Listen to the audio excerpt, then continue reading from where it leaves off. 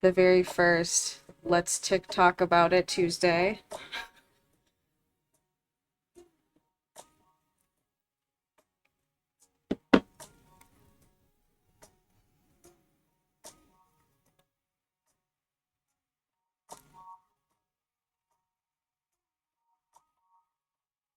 I started my Twitch like a week ago, and I'm kind of digging it like hardcore so far. It's cool because it's cool in a different way as far as freedom and content creation compared to TikTok. I don't know if anyone here is also on Twitch, but if you are, let me know so I can follow you.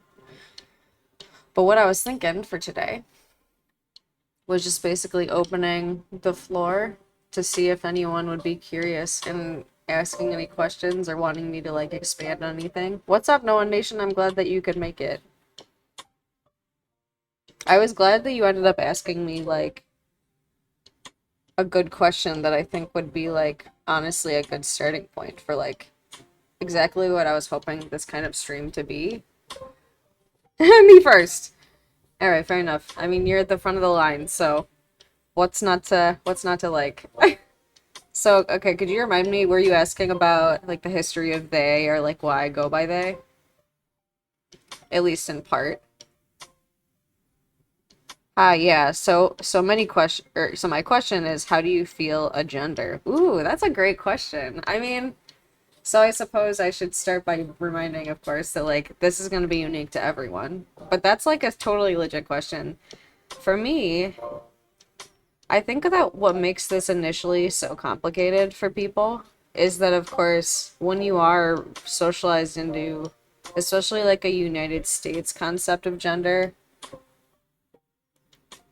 it's hard to go against a grain of something when you're basically just told what you are your whole life, you know? So I guess starting there, that's what I think makes it so difficult to like actually get a feel for what feels right for us. So for me, I think as soon as I started to have conversations with people that clued me into the fact that there's actually a lot more to an experience of identity, just broadly, than the idea of like what makes someone nurturing or like quote unquote feminine or like emotionally available, what makes someone strong or a leader. Like that's the kind of stuff that like I feel like I always kind of bucked the grain on because as a PDA autist, like, and I forget if you like if we've talked about this or you've seen me talk about this, No One Nation, but like for me, like as a PDA autist, I'm like very forefront in the way that I speak, but I was taught from a very young age that that's not like it's not acceptable for me since I was assigned female at birth.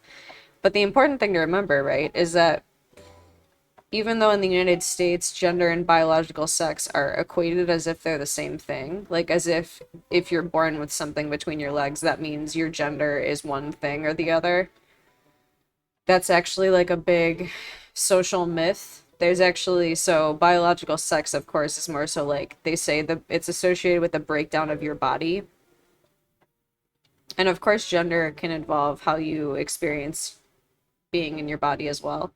But gender can be more so like, how do you identify? You know what I mean? Like, it's more so like what comes natural to you. Sometimes it can include things like personality or dress, but really just like, I mean, there's so many definitions of gender. Like, we could get into literally like an entire like 16-week course easily. I mean, multiple, obviously, you get entire degrees to just discuss the complexity of something like gender. So that's to say that like there's so much to this and it's so unique to any one person that I think at the end of the day, how we feel gender, like what's right for us, is just kind of going through life and seeing what comes naturally to us. But the thing about gender, too, is that it can change throughout our lives. And that's something that's relatively new and like accepted and understood, which is like kind of wild to think about. Like the fact that that's a new thing and that we're like only beginning to realize that. But if you think about it, right? Because this kind of stuff. Oh, and I gotta turn my closed captions onto Twitch.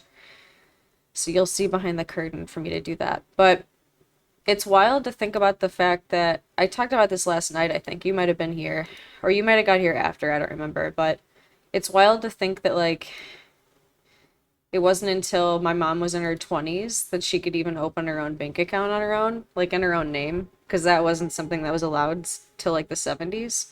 So if you think about the financial independence that's tied to just like these myths of a binary of biological sex that was equated with gender, it begins to make a lot more sense that only recently, with the internet and all these different means of like educating and learning about who we can be, that people are finally realizing that there's always been a lot more to the story. But yeah, like I said, I mean, for me, I identify as non-binary just because once I learned that gender isn't actually a binary, it's like, oh, I've never fit that. So like, I feel either non-binary, neuroqueer, because my experience of gender is influenced by my neurotype, which I'm autistic. So I think that the way that I buck the norms of the binary are influenced by my being a PDA autist. So that's why I say I'm neuroqueer. And I think that I'm gender fluid. And again, this is going to be unique to any one person you talk to, but I feel like my gender just sort of evolves from moment to moment, day to day. So that's why I go by like non-binary neuroqueer, and why I choose to use pronouns capital she, they, and now doctor, more so just as like a funny little thing, just because I got my PhD and why the fuck not? But it technically describes me as a pronoun does. But yeah, hopefully that like begins to answer your question. Oh, cool. Okay, so you're a 35-year-old male but feeling more non-binary. I mean, you can totally be male and non-binary at the same time, by the way, because like I said, like biological sex is different from gender. Gender is non-binary. So like you can absolutely be both. And I think it's honestly, you said I'm very disconnected. I know I'm like way behind in the comments, but like the I think that it's actually super normal that people feel disconnected from their body because basically we live in a time, and I'm just muting this ignorant person in the chat real quick. um Unfortunately, like how my research talks about and I've made a lot of content about, basically we live in a time where we're constantly being pulled away from our body. Because if you think about it, right? In a culture that like equates your value on productivity, and it equates time with money, and so many of us struggle to have money and what we need to survive, that inherently puts us into a place of being constantly disconnected from our bodies. Like we're almost think about it. The way that our mind is still to this day, even though it's been debunked a long time ago that our mind and our body are connected. Like we're basically taught that we are something that exists inside of here. But of course, like we exist in our entire body, you know? So it's like that mentality of taken too literally is very, yeah, exactly. That's a good way to put it. Yeah, Bon. I like your name, by the way. We're alienated from ourselves. That's exactly right. It's so true. And that's why things like, I mean, when someone brought up the other night, Sonia Renee Taylor's book, Your Body is Not an Apology. Like that's the kind of book, that's the kind of work that's so important right now, because it discusses the reason. I mean, same with the other book that I brought up in the same moment, Adrienne Marie Brown's Pleasure Activism. There's something genuinely revolutionary about returning to your body and being present and experiencing pleasure, especially if you're being treated as less than human. Oh, what's up, Ed? I know it's such a which one? Both of them are so good. Your Body's an Apology, but also Pleasure Activism. Like I said last night, like read both of them because they're incredible. But yeah, welcome in, Ed. How are you doing? How's everyone's Tuesday? I know, yeah. So Noah Nation said, "See, I feel like I was guy, but like, what does that mean?" I know. I mean, that's the kind of like funny joke about the question recently, because like, okay, so the manosphere podcast people that are like going around like, what is woman, and it's like, yeah, actually, like you're actually on the way to gender abolition. Did you know that? Like you asking what is a woman is actually a revolutionary question that like if you got like the fact that binaries aren't they're just made up. Like they have material consequences, obviously. But like, yeah, technically we should be critiquing what is man, what is woman, because they're totally made up through language. Like there's always been a lot more than that. And like these ideas of hyper masculinity or hyper femininity, like they're obviously targeted in all forms of advertising. Like they're very profitable within a late stage capitalist structure that ultimately, if taken too literally and not allowed to escape outside of them, like if you're being treated with emotional terrorism in a concept of your own identity, why wouldn't you critique that? Like, what if you see that your experience of gender that was socialized onto you, if you were shamed to act outside of it your whole life, why would you not want to question that? Why would you not want to expand beyond that? Because it's very much chains in that regard. Team Fat Bacon says nobody ever says the great philosopher Bacon. I will call you. You gotta change your username, so I'll call you the great philosopher Bacon all the time. Ed said the definitions are as rigid as the lines deciding highway traffic. Truly. And I love comparing actually like experiences of identity with being in a car because like as I forget if y'all were here or if like a few people were here the other night when I was reading the abstract of my article that's coming out later this month about car as extension of whiteness. But there's really, I believe, so much to be gained from a use of infrastructure as an analogy, especially in the US context. If you think about it, because, you know, I mean, I could write a whole book right now, just with y'all. We could just write a whole book in the stream in the next couple hours about this. Like, the idea of like, it is a human action to pave roads into a specific path. And like, we all have decisions to make.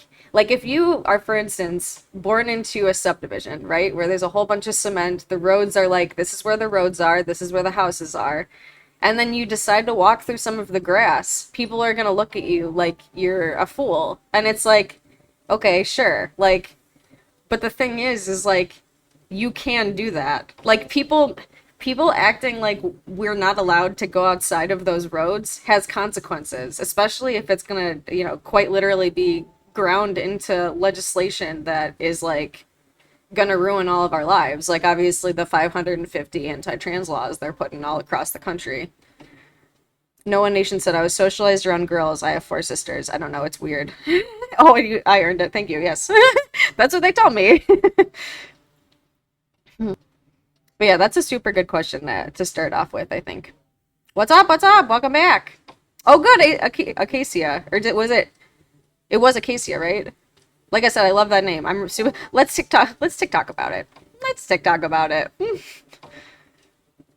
But no, it's so true. The ridges. I mean, I don't know about y'all, but like, there's something too. When I was growing up, like in even like preschool or like elementary school, I remember like having to pretend to be in a city a lot. Like, did you all ever have to do that kind of stuff in like preschool or like elementary school where you would pretend to be like a citizen and they would give you like fake money and you would drive around? Like, that's very much all just like the socialization of being a citizen is.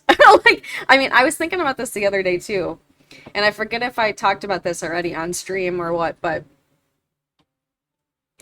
the idea of like driving past an elementary school and seeing like them having like a baseball field, it very much just communicates like, yes, we've taken all our little humans and we've put them together in an order and they listen to our rules and the rules are sports and they fight each other and they do what we say. Like, it's just kind of fascinating. Also, thank you for the follow. Was it Geniator? I gotta see it. I gotta like pull up the chat in a way where I can see it better. But thank you for the follow. I'm absolutely the worst at reading usernames.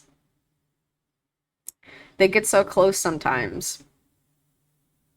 You mean like each other's cars? Oh yeah, okay, cool. It was Geniator. Welcome, welcome. Also, of course, what day is it? Happy 6th day of Gay Pride, everyone. I love the queer hand hearts. Appreciate you. But yes, I am back. Let's TikTok about it. Okay, yeah, Acacia, what was your question, by the way? I'm missing all the TikTok comments. I gotta peek through. I was heavy mass to survive for real. Oh, for sure. Okay. Yeah, no one nation. I grew up in Northwest Indiana, so I definitely was too. I relate in my own way. But what's up, Bennett? Welcome, welcome.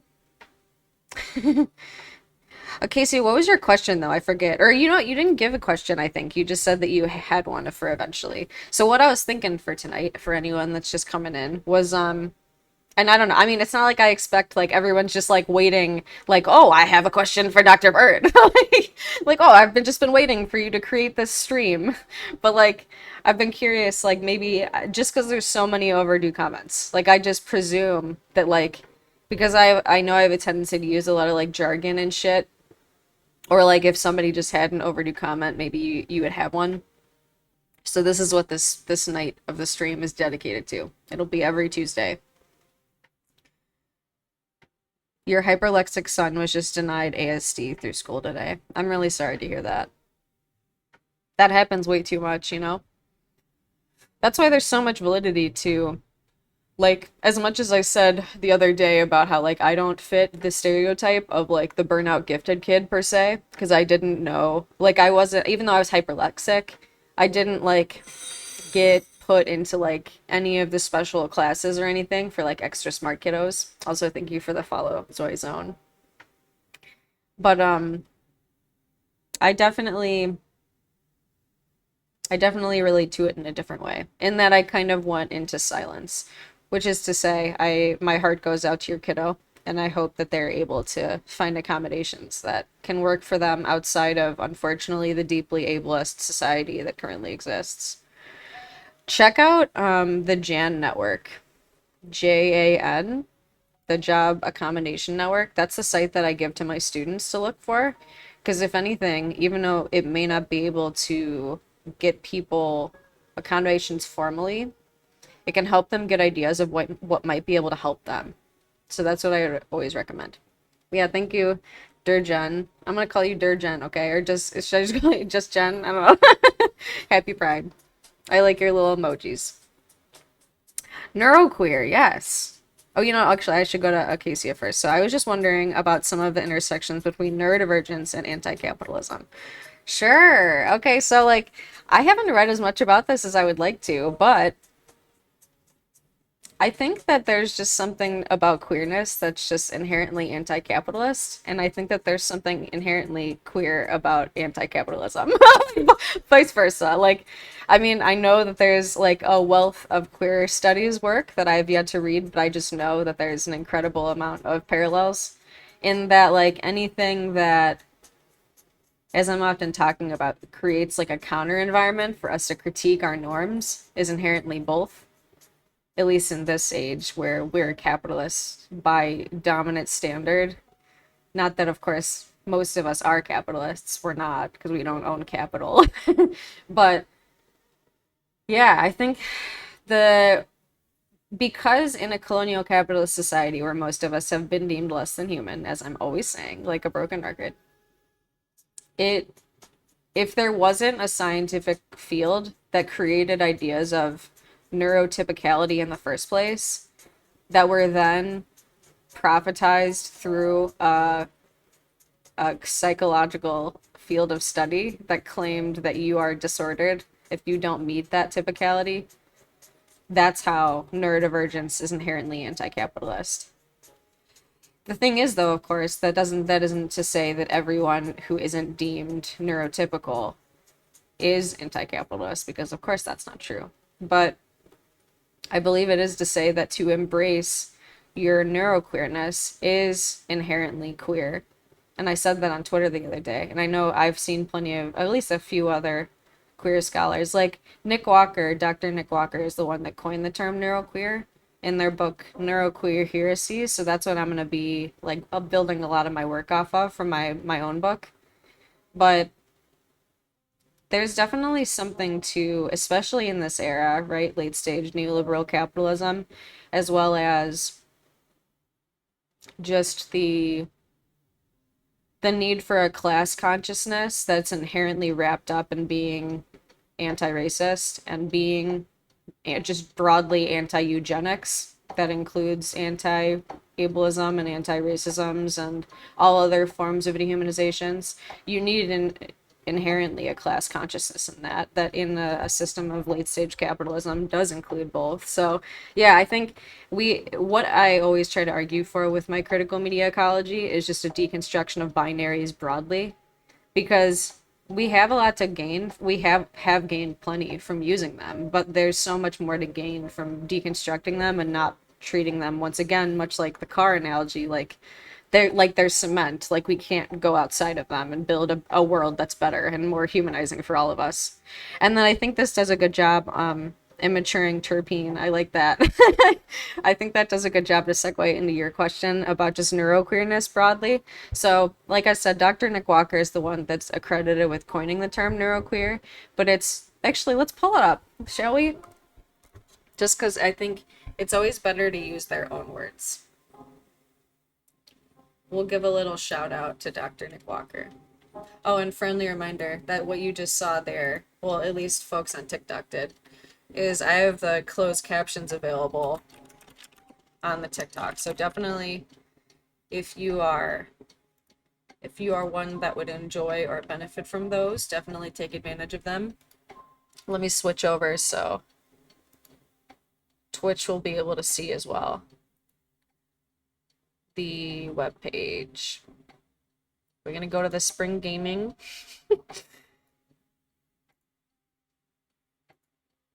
I think I'll probably just do display. Yeah, this is fine like it is. Okay.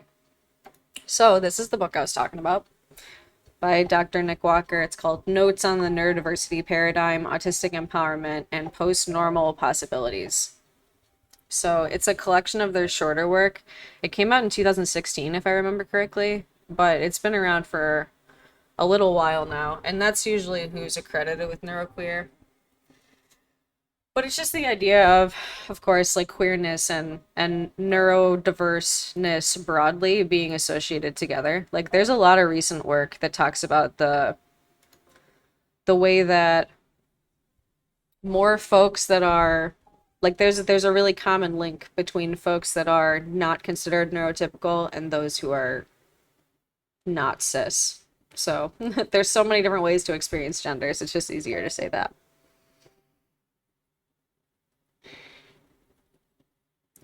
What have I missed here? I know, yeah, no one nation. It's just such a shame. Like, that's really what that's in practice. It's great that all of these questions, I think, are kind of like put together, because like in practice, the issue with the diagnostic criteria having failed so much of us because it didn't know things like this, and I guess I hadn't already said this in the stream, which is surprising, but the fact that the traditional autism criteria, of course, was created to diagnose, as if it could, all just white cis young boys that were white. And it didn't even do that. It claimed to universalize everyone as if it could capture everyone that's autistic. And of course, the ADHD criteria claimed to do the same thing, same failures. And we're only just now realizing why, and it's not just because of that failure of the criteria and the researchers that were from a very limited lived experience themselves claiming to represent everyone, but also the fact that, of course, their interpretation built through language is what failed us. That's why we need to understand diagnostic criteria like a media, which is why I talk about it with critical media ecology, and the way that, like, there's so much more to communication as an experience than basically what we've been led to believe. Like, the fact that language itself is an imperfect media, and the process of communication is inherently flawed. So that's why, because of things like the double empathy problem, kiddos like yours, no one nation, could easily be missed. Because people believe that if you appear a certain way, if you can mask, like you said, your kiddo can, and like I think many of us, can, even though masking isn't something that is synonymous with every autist, it's a huge privilege that not everyone can do, even with all of its tormenting aspects and consequences. It's something that, of course, has led so many people to suffer in the same way that I have and countless others on this app have. We're gonna do so. Just as it's a good plug. No short scary movies tonight. Only on Saturdays. But I saved about 25 of them, or like 30, I think, for Saturday. They're much better. I made sure not to save anywhere near as many of the what is that one company, ACD or whatever. That company sucks. We saw enough of them for like the whole year. Thanks for the follow, Dr. Salvation. Couple of what's up, Winnie? How you doing? Oh, for sure. Okay. Well, and that's such a good point, right? No one nation, if they already have an ADHD diagnosis, like the likelihood they say is like, oh, nice. Okay, cool. Well, welcome. Thanks for coming over to the Twitch. But yeah, like the likelihood of someone with ADHD, they say also being autistic is like 60%. Like that's not an insignificant number. Like that's a lot of people. I mean, and again, it's harder for folks to, if they believe that autism and that ADHD is all something that you can only diagnose through observation rather than our experience, which is another part of why like I created my autism quizzes that are based on my own experience rather than stuff that was observable.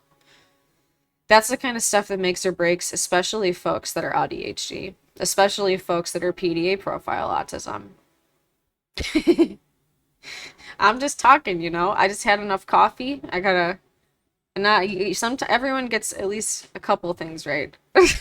This is mine today.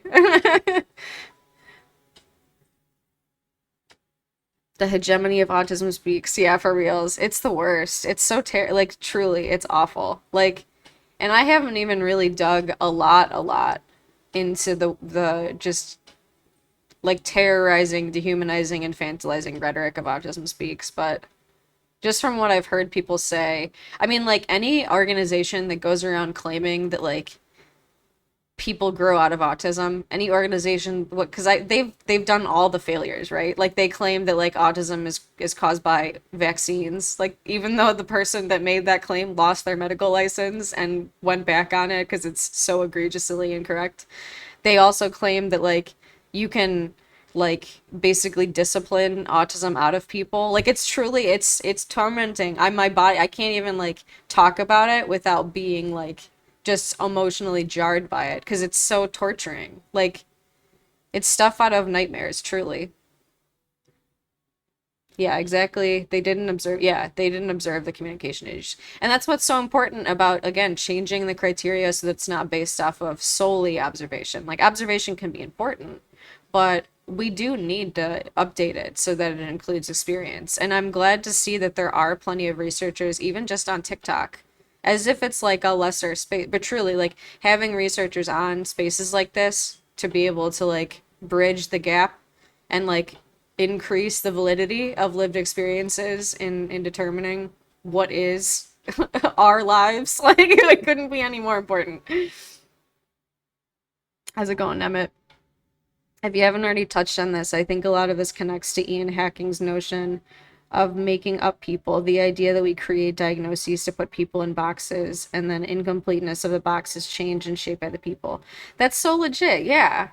You know what, I haven't read as much Ian Hacking as I'd like to, but I think I've heard of making up people before. That's so legit. I mean, what comes to mind too is just like, because I'm in like media and comm, so like for me, I think, you know, they're speaking the same thing in a different kind of dialect or something, but like, um, what is Goffman? Oh, performance of self. Like these are all different kinds of things that I think, yeah, but that's super cool. I gotta for sure reference that then. Do you remember what year that came out? That's been around for a while, right? Ian Hacking.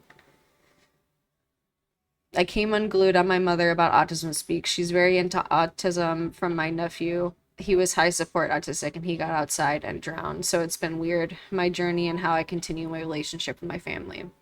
That sounds really hard. It's always hard, and I'm that's another thing that like has definitely been like a growing pain, I think, on TikTok. Wouldn't you all agree? Like seeing all the different experiences of like caregivers in the community and like the tensions that that inherently brings, but like it's I think it's an important growing pain at the same time. Like I think we need to like acknowledge. And I've learned, I mean, like I said, I've learned so much just from like talking to other autists on TikTok, like the way that we do need to understand the caregivers should be a part of the community, like they should for sure be considered a part of the community.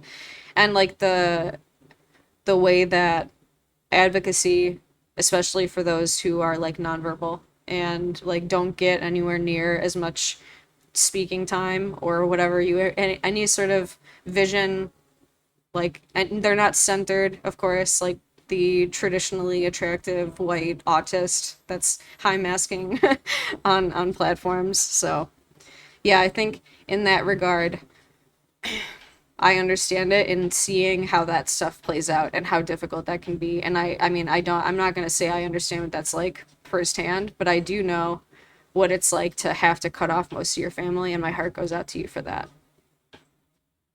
That's got to be really hard.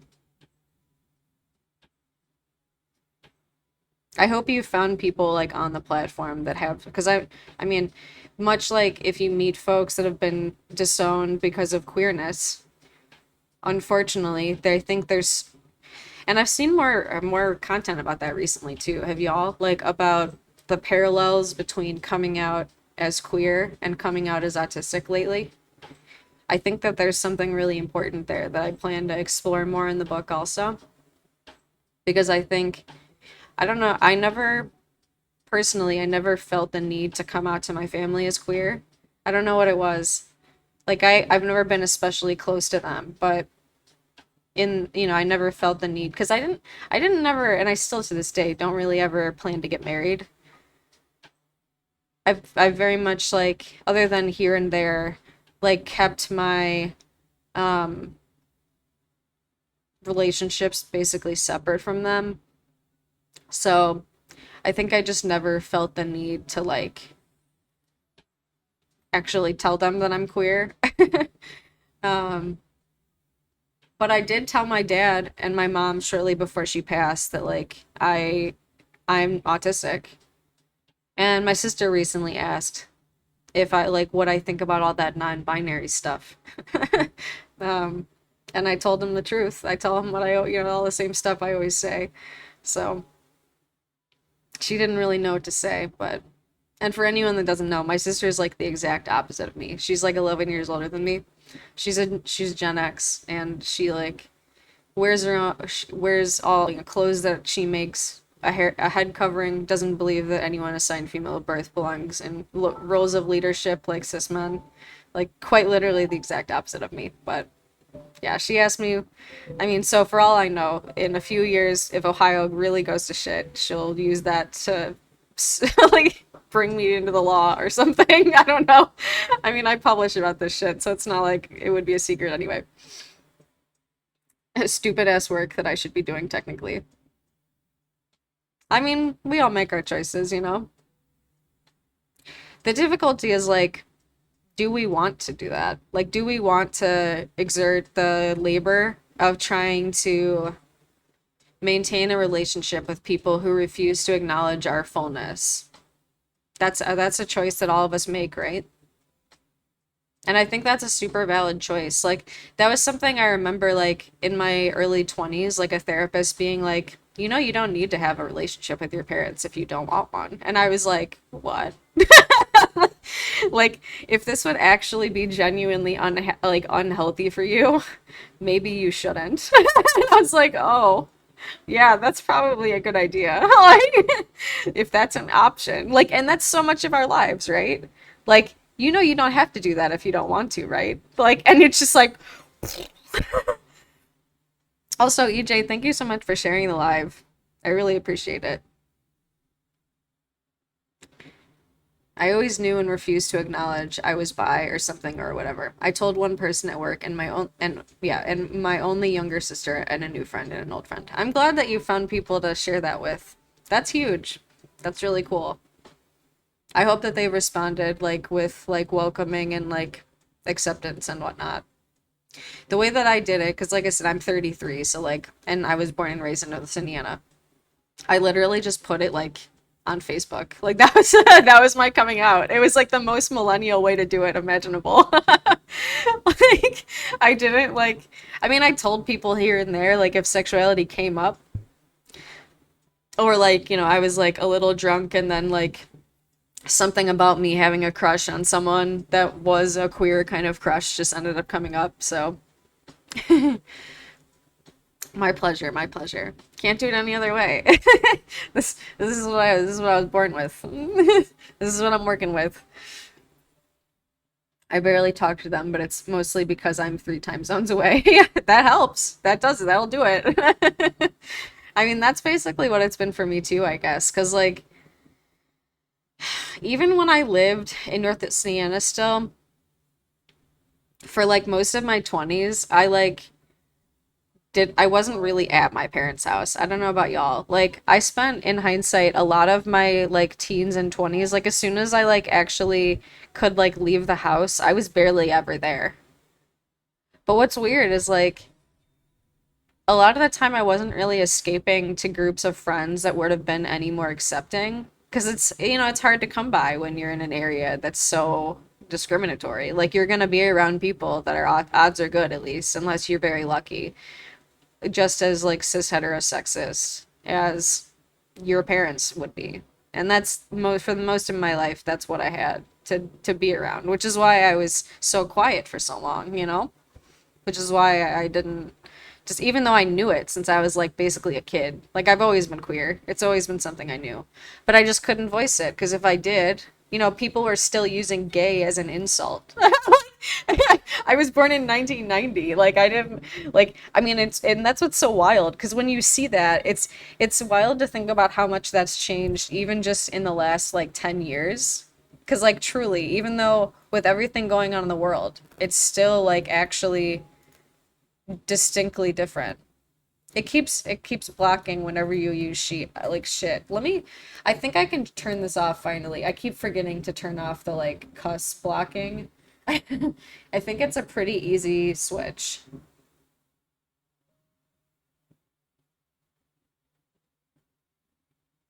Hide offensive language on.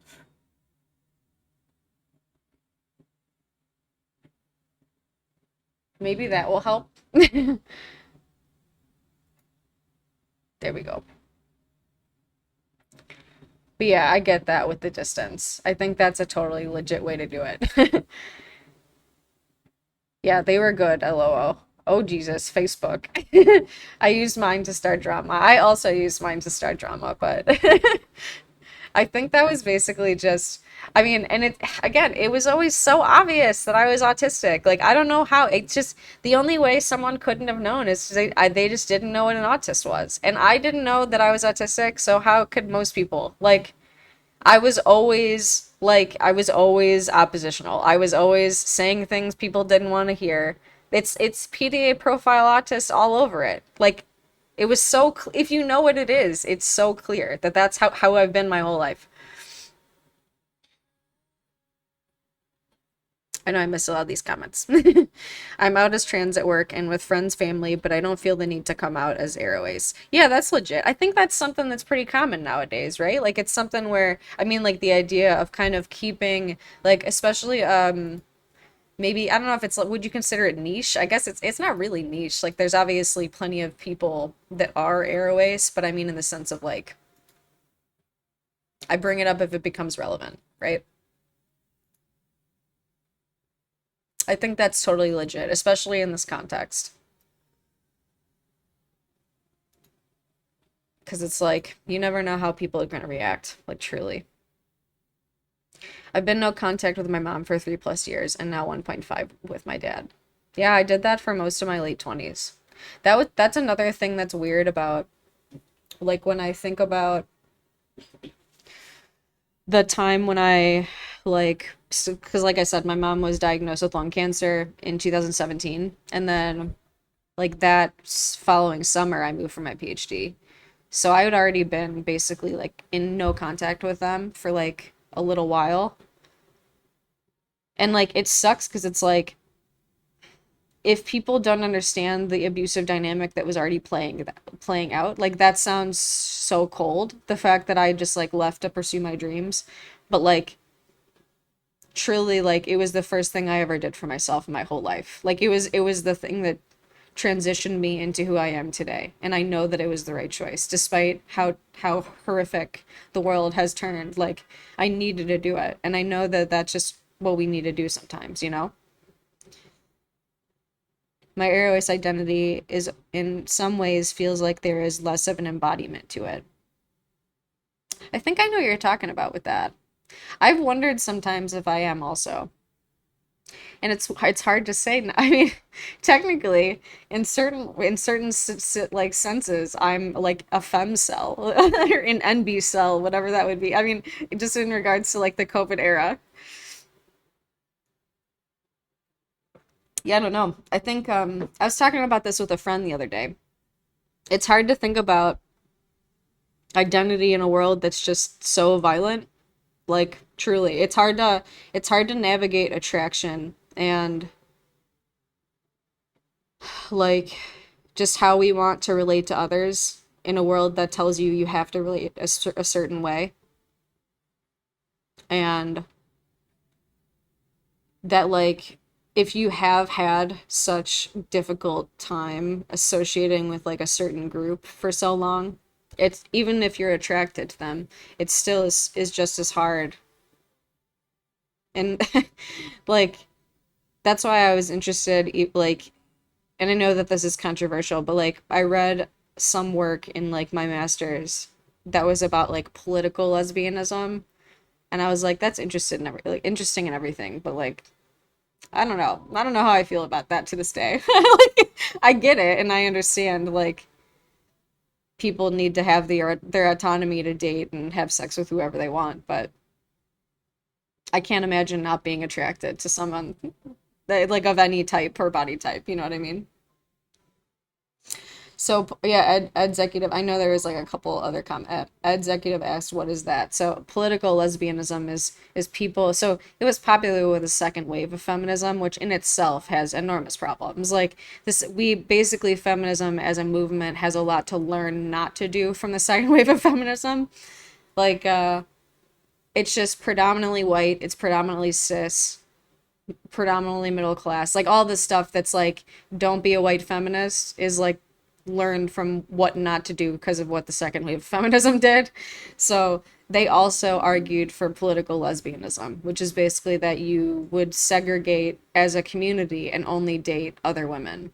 But of course, in that inherently, because there was so much also just homophobia and transphobia of the second wave, it was also inherently cis heterosexist. So it's like, it's just, I don't know. Again, whenever I read anything from the second wave, the importance is like taking the good parts out and then criticizing what needs to be criticized. Because there's plenty that needs to be criticized about any second wave feminist.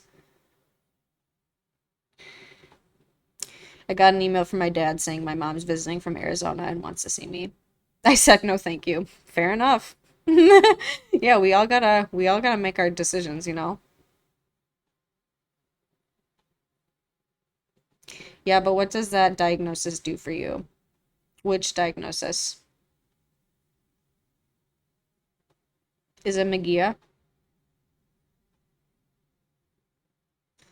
Same, it was the first best thing I ever did for me. Fuck yeah. I love that. Identity doesn't do much for folks, but make them talk about their identity more. That's not true. Identity can be whatever you make of it. I mean, like, identity can be meaningless. Identity can be misused, and it often is, especially within a neoliberal structure. So I'll give you that for sure. Like, neoliberalism takes anything, culture, identity, it will bastardize it, and it will try to abuse it into meaninglessness. It will commodify it. It will, I mean, and that's the difficulty with what's going on with Ohio SB 83, if you ask me. Because, and for those who don't know, SB 83 in Ohio was just passed by the Ohio Senate to basically remove diversity, equity, inclusion. But anyone that follows higher education or diversity, equity, inclusion writ large knows that neoliberal diversity inclusion rhetoric never solved the problems that actually needed to be solved. So in that regard, yeah, identity politics by itself, if not rooted in like an overarching, genuine liberatory lens is it's just bullshit. It's just as bullshit as the co-opting of the word ally or the word intersectional or the overuse of BIPOC nowadays. Like all that shit is bullshit. We gotta call that out. But at the on the same time, it's important to and this is the ongoing challenge for sure, but it's important at the same time not to negate the amount of self-empowerment that can go on through recognizing and renaming and retelling your life. So in that regard, identity is important, even within a late stage neoliberal capitalist society, because you can re-understand and reprocess your life. And that genuinely does have revolutionary power.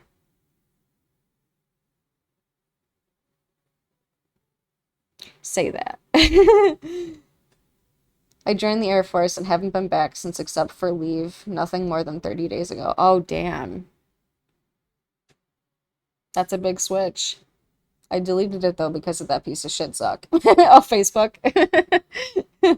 Yeah, I deactivated mine, and then when I went to try to use my Oculus Quest 2 again, it like made me log in through my Facebook or else I couldn't access it, and I was like, God damn it. Like I just want to play my little escape games.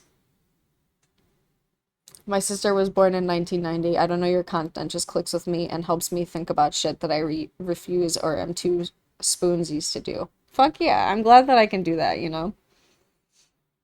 Yeah, I was born in January 1990. I'm glad that you like it. Which one seems out of context?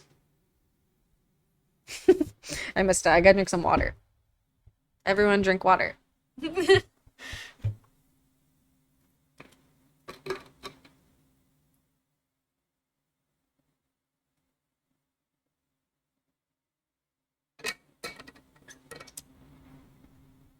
But yeah, that was political lesbianism though.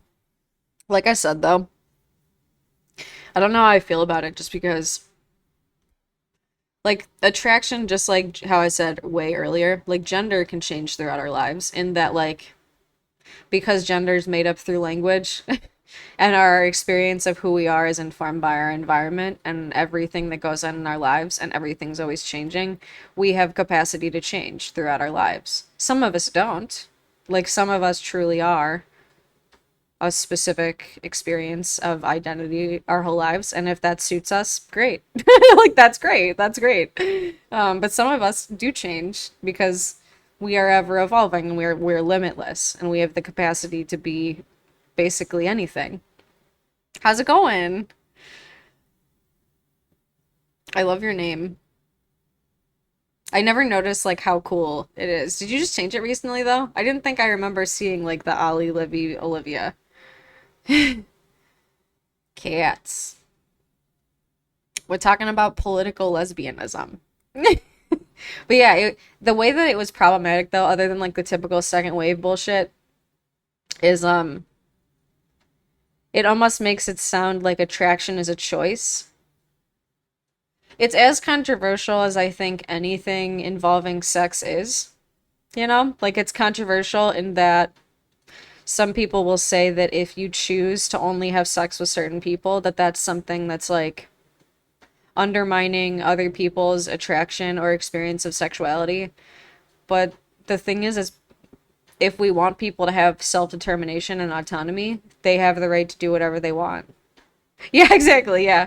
Oppressed and marginalized groups typically is. Yeah, exactly. Like, I mean, and that's what's so difficult about like saying what is or isn't like nobody else should be able to determine what is or isn't correct for someone else. Like it's just sort of like, okay, well, did you live somehow in their exact life that allows you to know that that is right or you're like we couldn't have possibly like because you were too busy living your own. So, yeah. I mean, that's why I made that video the other day. And I hope that the creator didn't take it the wrong way because I genuinely do appreciate like those cyborg lives. That's like the performance art where people are like acting like cyborgs. It's usually like white and femme presenting folks that are doing it from what I've seen, but there's probably more. But disproportionately, it seems like that's the kind of creator that's doing it. And so much like the controversy of sex work, it's like on one hand they're reinforcing their own dehumanization as if they're a cyborg, even though there's plenty of rhetoric and like discourse about cyborgs being like a superhuman kind of thing and like embracing the glitch and stuff, like Glitch Feminism by Legacy Russell, an incredible book. But then there's also them exploiting the system and making probably an enormous amount of money for it, which is like, get it, like, like, and it's a really cool performance art. Like, I mean, one of the main things I also enjoyed about traditional media ecology is that McLuhan always argued, and plenty of other media ecologists did, that art acts as a buffer between society and new technology. Because otherwise we would be like in shock from its influence. And I think art like that does a really good job of kind of giving us an opportunity to think about, well, do we want to live in a society where people want to replicate a robot when they're a human, especially in a society that is so deeply inequitable? And like none of it is static or in cement. Exactly, yeah. And that's what I loved earlier. Like Ed brought up in on Twitch, like the idea of like comparing it to like a road. I mean, like truly, like describing ideologies with an analogy of like a road is super apt. Just like anything involving cars. How are they acting like cyborgs? I haven't seen it. Oh, okay, so I wish I could like do a good like impression of it, but they're kind of like acting. A lot of it involves the speed at which they move, but also like okay, for instance, there's one creator that I saw a few days before I saw the one that actually inspired me to make the movie. The movie, the movie, the movie, the old, the moving picture film. Um, the creator that I actually saw does more like glitching and stuff, like to different sounds. But the one that I first saw was actually they they seem to be like a an influencer already. And they basically every time they get a gift that's like a chili pepper or like a hot dog or like whatever kind of food, you know how the gifts will go like right here, like in this area? Whenever they get the gift, they're like, oh, and then they're like they'll say the food that they ate, like, and then they just do that like a standard kind of thing. So it's just like as if they're like, you know, like a cyborg, like, and then they will say like they're pushing to get more like likes and stuff, and they say, okay, did you see her? Yeah, okay.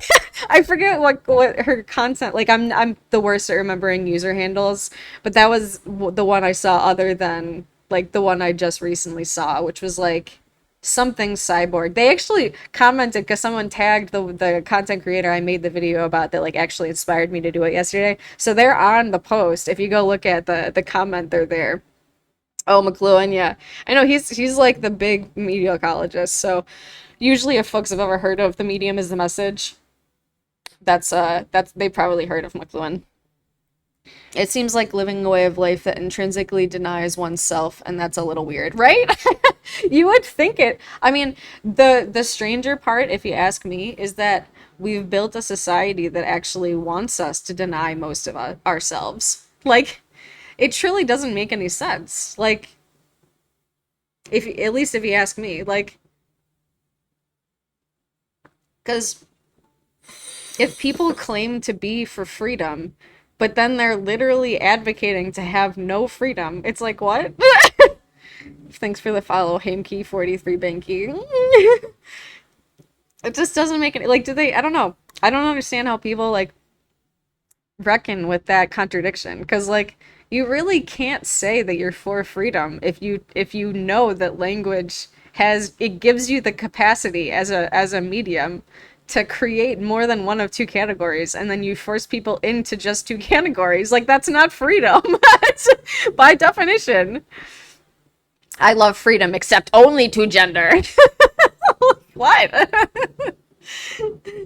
Critical of representation. Yeah, exactly. Yeah, in politics, but the press need to foster their self-determination. Exactly. Yes, I know. That's why I loved like learning about like the dominant. I always get this wrong actually, so I might fuck it up right now while I'm describing it. But the idea of like different types of representations theoretically, like there's the dominant hegemonic type that reinforce like the dominant norms.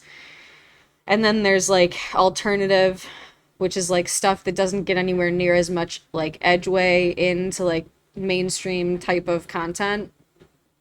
And then like negotiated, which is like a little bit of the love dominant, a little bit of something alternative, and then oppositional, which is like stuff you basically never see. But what's cool about like the what really truly makes any kind of digital or algorithmic age content revolutionary is because it actually, in a way that even before mainstream media grew so monopolized, it really did change everything about the way we could get representation, which is why, of course, we have so much different content we're seeing nowadays. Thanks for the follow, Rachel. Like, it really does change everything. Like, we can't undermine the importance of representation, even though, because I mean, the system, the late stage neoliberal capitalist system wants us to undermine representation wholesale. It wants us to throw the baby out with the bathwater, as if it doesn't matter. But anyone that sees any movie that has a different form of expansive representation, especially of black folks, especially of autists, that's actually like if there are actual autists playing the character, like that new show, A Kind of Spark. Everyone should watch that, by the way. That's the kind of shit that we genuinely need. That's the kind of shit that people who haven't been represented will watch and they'll cry their fucking eyes out. It's why that's why the new Little Mermaid is so important. Like that's why any fucking horror movie made by black folks is fucking revolutionary. Like literally cuz we need everything. We need that. We need that representation.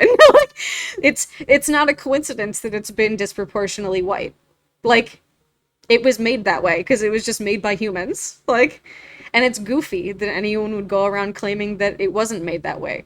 It doesn't make any sense. Like, just look at who owned it. Look at who was allowed to be in it. Look at who, like it. It's just a no-brainer if you know how it's happened. Oh, you saw it the other day. I know it's like it's fascinating the cyborg lives. They're really fascinating. Yeah, individualism is the tool they use. Exactly. You got to deny a little bit of yourself to engineer a bridge. I want to hear more of what you mean by that because I love that. Oh, I think I get it actually. You're talking about in regards to the car analogy. Yeah. At least I could understand that in many different ways. Like I mean there's always the labor, the exhaustion of trying to pave a new way. That's why we got to do it together, so that we can take turns building the bridge. Because we can't just, it's like when you all ever watch Naked and Afraid. I fucking love that show. It's like such a guilty pleasure of mine. But like, there's a reason why the people in Naked and Afraid have an easier way of, like, an easier go of it, at least if they're kind to each other, than the show alone. Where they're, I mean, as the title suggests, wearing clothes, but also by themselves. Like, as difficult as coexistence is, it gives us an ability to share the labor. And that's what's so ironic. As I was watching that, I don't know if anyone's here that was like on my Twitter around the time that I was watching it because I was basically live tweeting the show alone.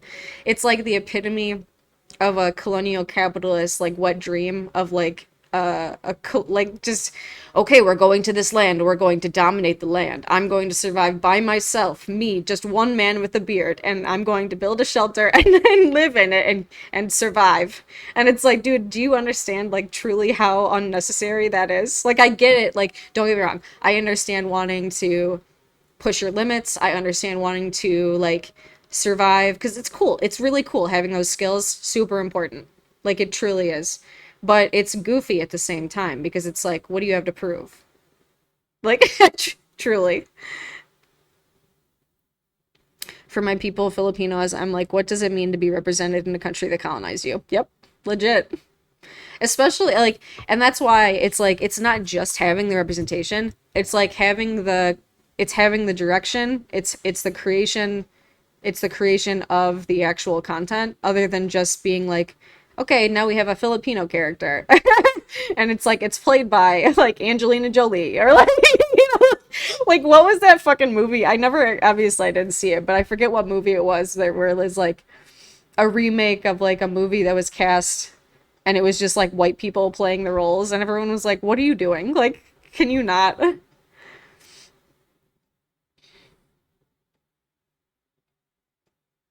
You know what her channel made me think of actually? What did it make you think of? Yes, yes, that representation matters and we need it and those protections need to be there 100%. I know exactly. And like I said, I think the importance of it really is like because there's still such a huge problem with like a monopolization of who's allowed to create the content. Even though it's changed a little bit, it's still disproportionately white dudes. The animal co-stars in Little Mermaid could have looked better in my opinion, but the movie was good. I didn't actually see it yet, but I've seen like clips here and there because obviously everyone's like in the theaters like pirating it onto their live, which I ain't mad at you. Like I saw a little bit of the Ursula scene.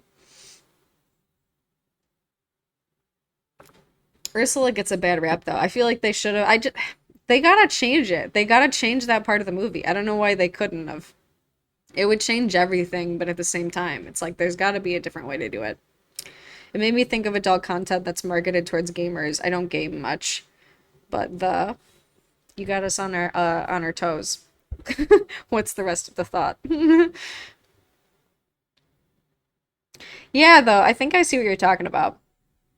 Because actually, like, like I said, my research overall is about like identity relationships, but the way that technologies influence them.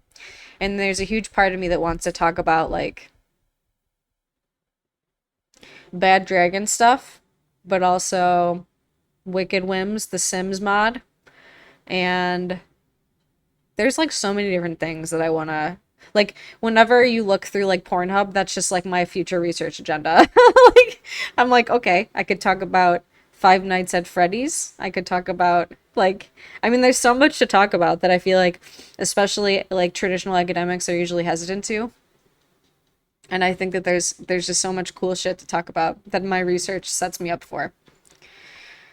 Yeah, repetitive actions and phrases. I feel like younger people who have been raised playing games with I forget that there's such a the caps like the caps restraint is just so restraining. But yeah, the standardization. I mean, that's why there's so much overlap too between like ASMR and anything erotic, basically. A lot of blending too, though, with like the cyborg kind of stuff and ASMR. I mean, what they say that anything that can be sexualized is somewhere on the internet.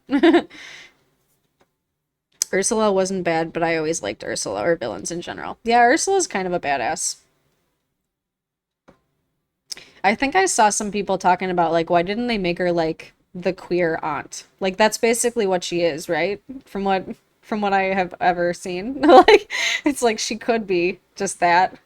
Cause like her what? Cause yeah, there was that one TikToker that was like, okay, so everyone's mistaken the actual purpose of the Little Mermaid, like what the storyline is, and this is what she says, and I'll try to remember her eventually. She said, so Ariel is just a princess, and she doesn't really want to be, and her dad says, okay, you're gonna take over the kingdom one day.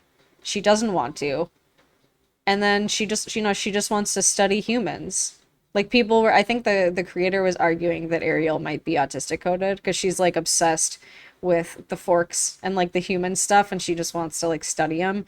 So they were arguing that Ariel isn't actually in love with what is his name, Eric, but that like she was just fascinated with human experience and wanted to go up to the shore to study humans. And I was like, that's fascinating. Like that's a the most compelling argument I've ever heard about the Little Mermaid. Like that's true. I was like, where's the lie? It all fit like logically that's true. And then Eric was just sort of like, well, now you're in love with me because I'm in love with you, and this is what happens in a Disney movie. I was like, oh fuck, oh god, have I been impressioned on? Have I just presumed that she was in love with this man? And then it gives the whole like kiss the girl scene a different vibe to a point where I almost don't want to see the new one. You know? Like it's like, oh god, this is like actually uncomfortable now. YouTube Live and Facebook Live. I didn't even know that Facebook had a live. That's how out of the loop with Facebook I am.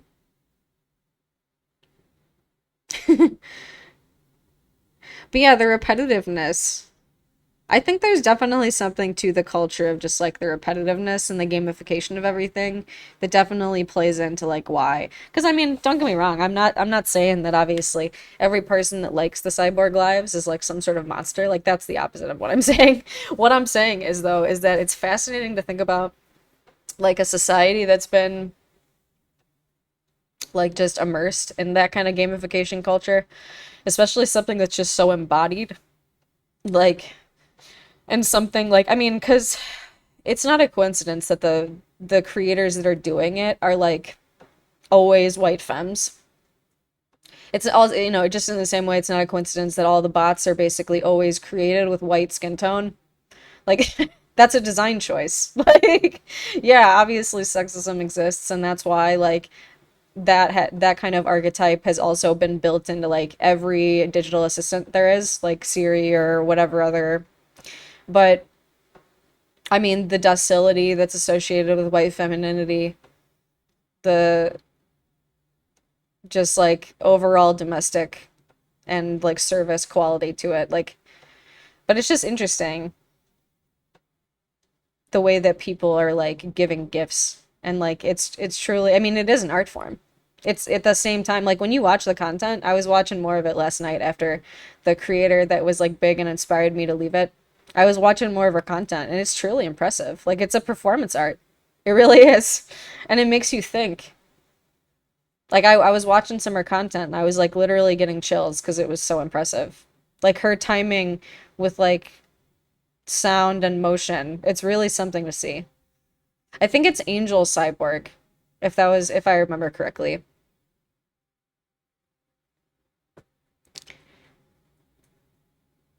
Oh, I had a friend who recently did research on distrust of medical establishment on, oh, nice.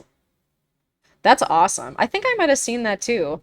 There's it's just so good to see like how many folks are finally criticizing the medical industry and like finally being like, "Oh, like okay, I just saw another video last night. I don't know if y'all saw this." I think the person is a sex worker, by the way, that posted this, and it's awesome because they do so much good work, like on TikTok, and I think it's doing like honestly a lot more work to destigmatize just like anything sexual at all. But they were like basically experiencing some form of like ailment that caused them like extreme pain for the last 14 years, and they were gaslit by medical professionals. And then they finally got like some sort of medical scan that showed they were actually experiencing something that would cause them the pain, but they were literally gaslit for the last 14 years. I was like, "Oh my God." Like that's fucking ridiculous. It had like 140,000 likes on it. So it's not like it had a small reach. Like it wasn't just 140,000 views. That in itself is impressive. 140,000 likes.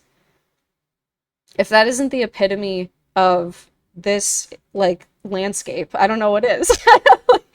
Like it's just wild. Media research is so cool. I agree. It's but obviously I'm biased.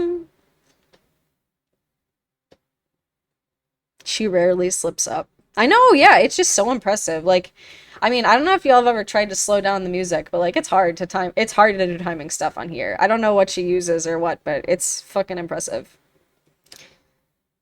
You're reading Rockefeller Medicine Man right now. I don't think I've heard of. I mean, I can imagine what that's about, but I've never actually read it.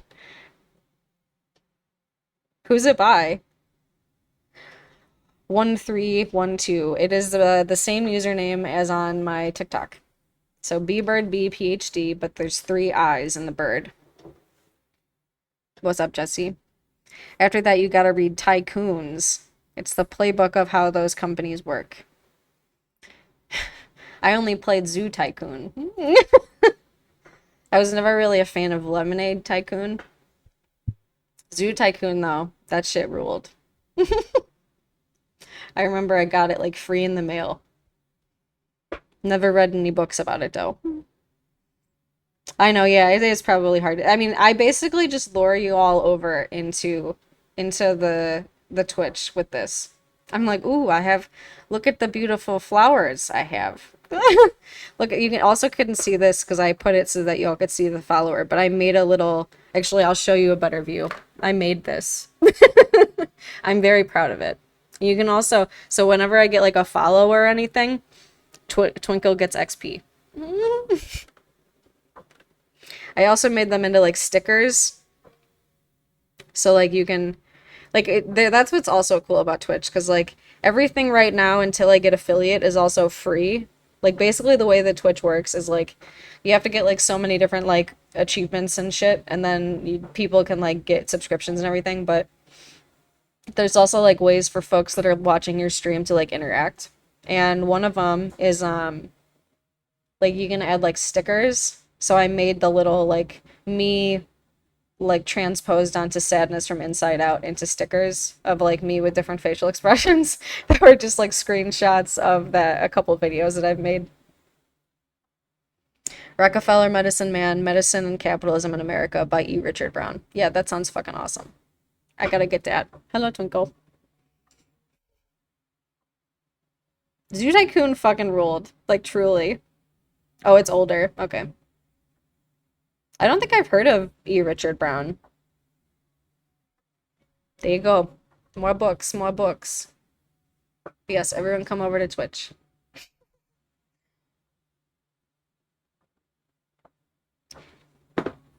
I never really played like Roller Coaster Tycoon. Except I would like watch my neighbor play that more than anything else. Twinkle, what you doing?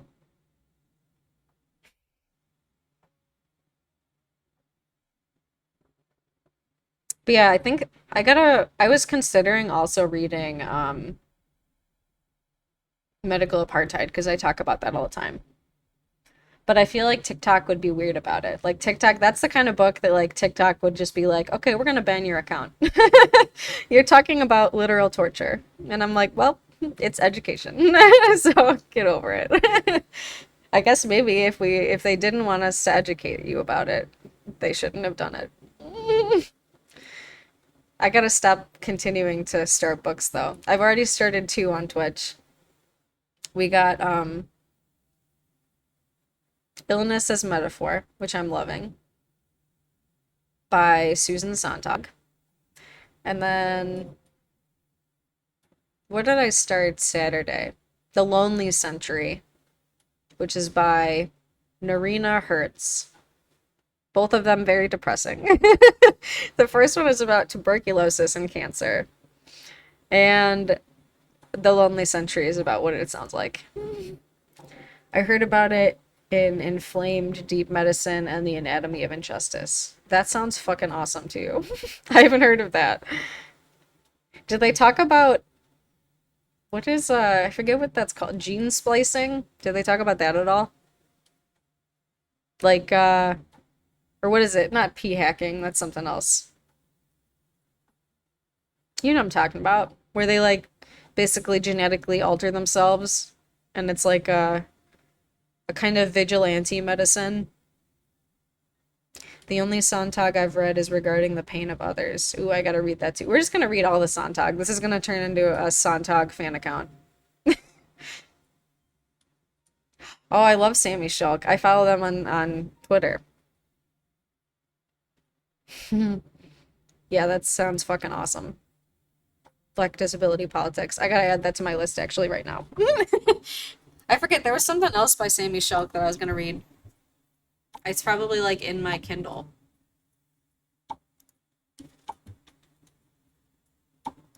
I don't remember anything unless I put it into a to-do list. So many books, so little time.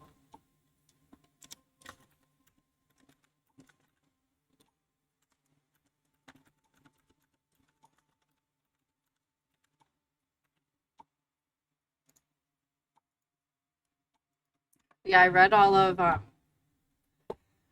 Capitalism and Disability on Clubhouse, and that's still available on my Clubhouse profile if anyone gets over there. They have a link on their Twitter for it for free. Oh, hell yeah, nice. Thanks for letting me know. I'm gonna for sure get that then. Body Minds Reimagined. I don't think I've read that either. That's what, okay, that's what is like sucks, but is also like a golden opportunity for me to continue research. So much like how obviously we're always talking about the fact that all the biases are built into the system as features. So like the reason why I haven't read anywhere near as much disability studies work as I would like to is for that exact same reason, because I wasn't introduced to it. So it was like most of my disability studies work has been stuff I've read extracurricularly. They mostly talk about the relationship between inflammatory issues and capitalism, colonialism. Wow, that sounds like a golden opportunity with like neurodivergence just broadly. Because, like, I don't know if you follow, there's a creator that on Twitter now goes by Auntie Histamine. And they're an autist, and they talk a lot about that parallel. Like, one of the, just the really long list of comorbidities that autists have, and like one of them being really commonly severe allergies and just inflammation broadly, because of course like that's also why like EDS and POTS, and I mean the list goes on. There's just so many comorbidities for autists. And yeah, of course, environmental racism for sure. I mean, like, obviously that's one of the main reasons why like so much of my work relates to environmental like injustice broadly, is because it's like it's wild that we're like taught to forget how much that influences our health. Like, it just speaks volumes that we're like, people are like, yeah, who cares if our entire world is polluted? Like, who cares if we're eating, like, I forget what they say, like a credit card of microplastics, like every week or something? Like, it's like, Jesus Christ.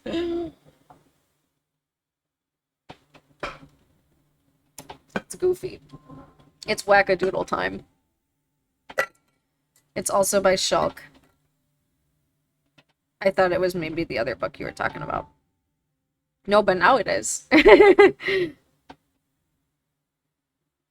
Understood. I'm lucky that I'm an undergrad and have taken some courses with Sammy Shulk. Oh, that's fucking awesome. Hell yeah.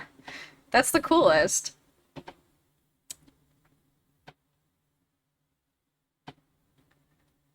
Yeah, I was amazed that they didn't mention that. It came out in 2020. Oh, for sure. I mean, oh no, you all just caught. See, I always catch you. I always catch you when you're falling.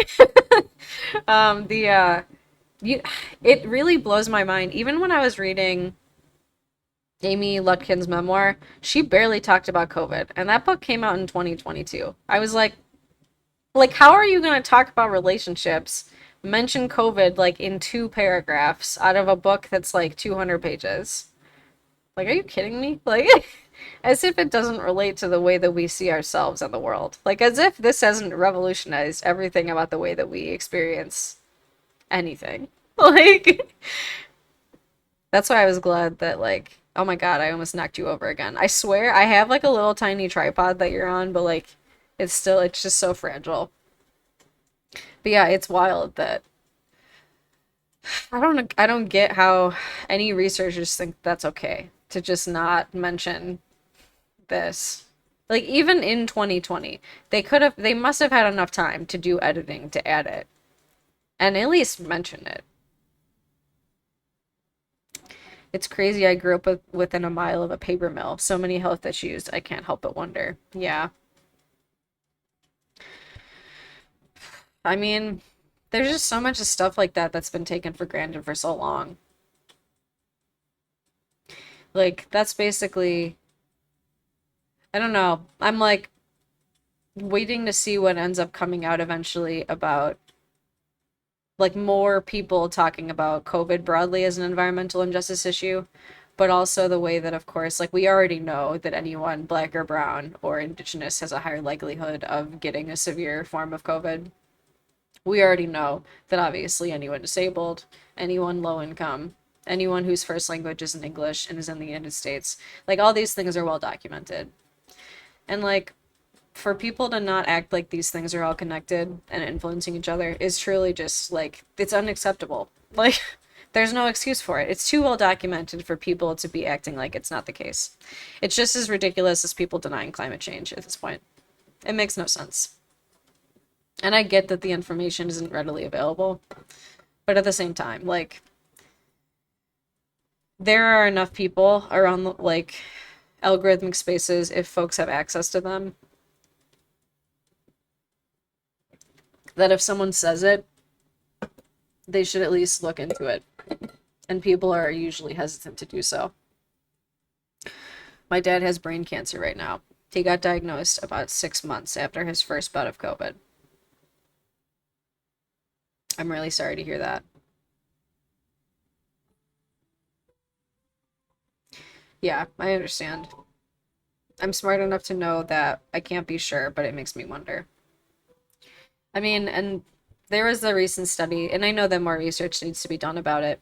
So just to be clear, it's not like set in stone for sure yet, but that recent study that came out in May 2022, so like last month, like a week and a half ago or whatever, they're connecting like COVID attacking T cells. And it's like, dude, like we know so many viruses do shit like that. Like, that's why it's just so absurd that there's like so much just reluctance to do basic things. And there's just the fact that so much more could have been done to like protect each other.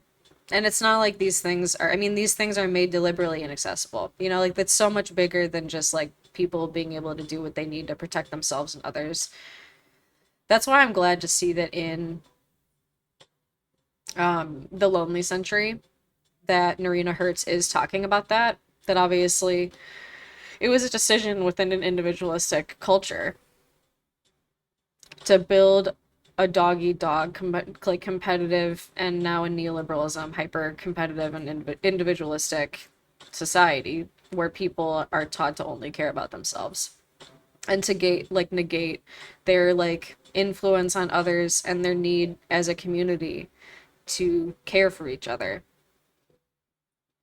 But it's like I just wonder where it will come to a head now with so many of us struggling to meet basic needs and like afford things like rent and food and paying for bills. Like how bad is it gonna need to get for people to realize?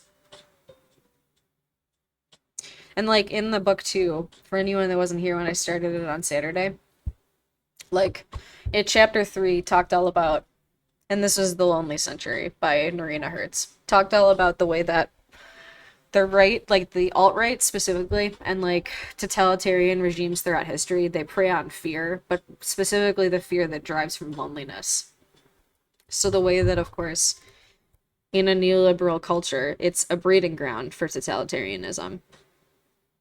Because, and they pull a lot of different like quotes directly from like Trump rallies, like the way that he was promising that he cared for them, like them being specifically like white rail workers that are male, like attaching rhetorically the way that that archetype of like being proud of like a high status job has been robbed from them. So Trump preyed on that loneliness and insecurity within a very isolating environment in a way that the corporate Democrats haven't. And like, I just don't know what we do. I don't know,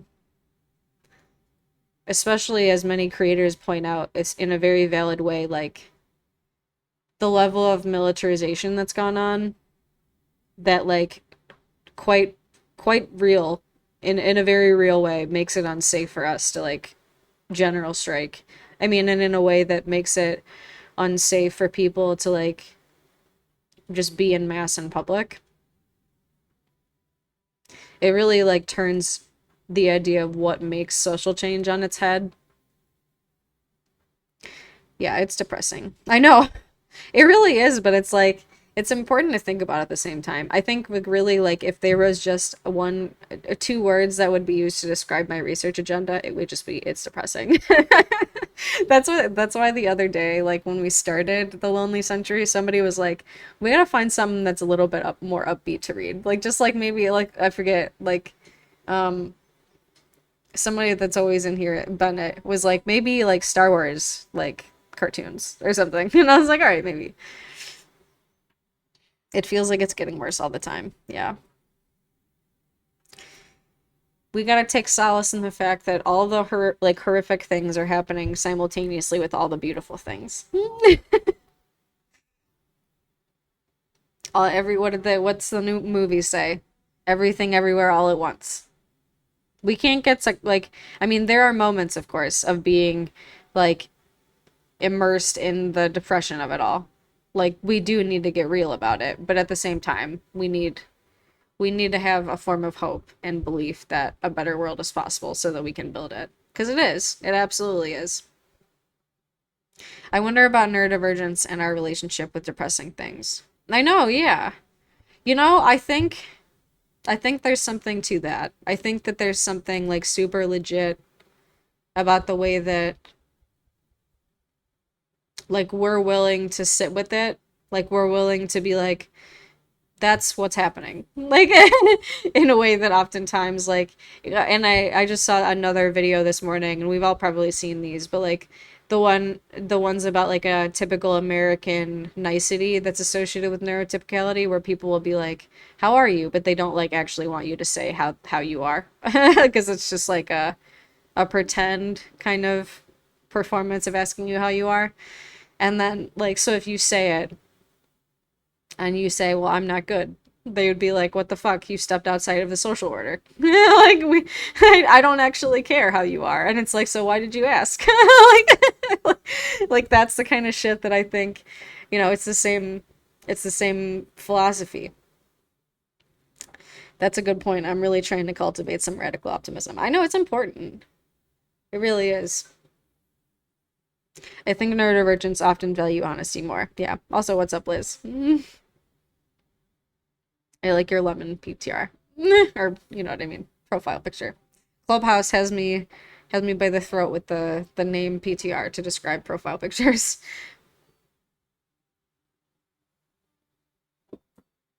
Oh, thank you. It's a performance of community and community care as well. That's so true. There was another book that I want to read. It's Grandmother's Hands. I could just pull up my Kindle. We could just look through my Kindle library. Let me see. I got like an incredible amount of books. That's why, like I said, this is in large part me doing the Twitch too, gives me a space to finally just read all the books that I've been meaning to read.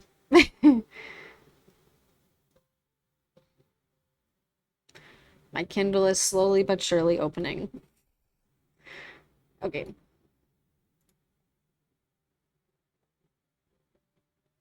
Where is it?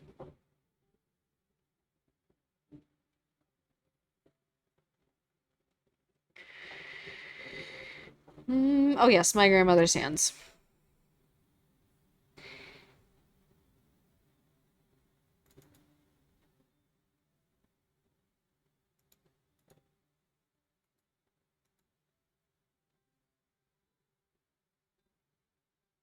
This is the start. I'm gonna read it because I think it's really awesome. So in the beginning, there's like reminders to the reader, and the first one is watch your body. And it says, as you experience this book, you'll learn to pay attention to your body. If you have a white body, there will be times when it will be where it will reflexively constrict in order to protect you from some of the truths you'll encounter. This constriction will be followed by a thought, such as, I'm not like that, I'm a good person, or white body supremacy has nothing to do with me, or this isn't about me because I don't belong to a racist organization. When this occurs, you just notice what you're experiencing without doing anything about it. Don't try to undo the constriction. Don't try to hold on to it either. Just watch your body closely and notice what sensations, impulses, and emotions arise. Don't take the reflexive thoughts seriously either. Don't try to support them. Don't debate them. Don't act on them at all. Just observe them as they arise and note any images or other thoughts that may follow. If you have a black or other dark body, there will often be times when your body will experience a sudden shock of recognition or understanding. Things you hadn't fully grasped before may suddenly become clear. This might be followed by a rush of energy in the form of joy or anger or outrage or a felt sense of clarity and rightness. Let yourself experience these sensations fully, but don't hang on to them. Let them move into and through your body like a wave and let them go. If you're a public safety professional, you may experience both sets of sensations and thoughts. When one appears, allow it to flow fully into your body and mind. without doing anything about it. Then let it go, like a steadily shrinking image in your rear view mirror. Whatever your profession or skin color, as you read this book, at times you may sense profound hope, relief, or both. Let yourself fully experience these as they arise, then let them go as well. But yeah, this book I feel like is exactly like what comes to mind in as an example of like necessary but also in a revolutionary and like liberatory sense. I know, right? It's very important. What's up, Andy? How you doing? Yeah, and there's one other one that starts it with, but that's just a little teaser for when we eventually read it. What's up, the autistic cowboy? Oh, are we getting existential always? That's just the default. It's the default setting of my existence. I def could be worse. That's a good way to and realistic way to say that. I get that. Yeah, it's rough out here. That's for sure. But here we are. We're hanging out. How was everyone's Tuesday? Let's TikTok about it, shall we?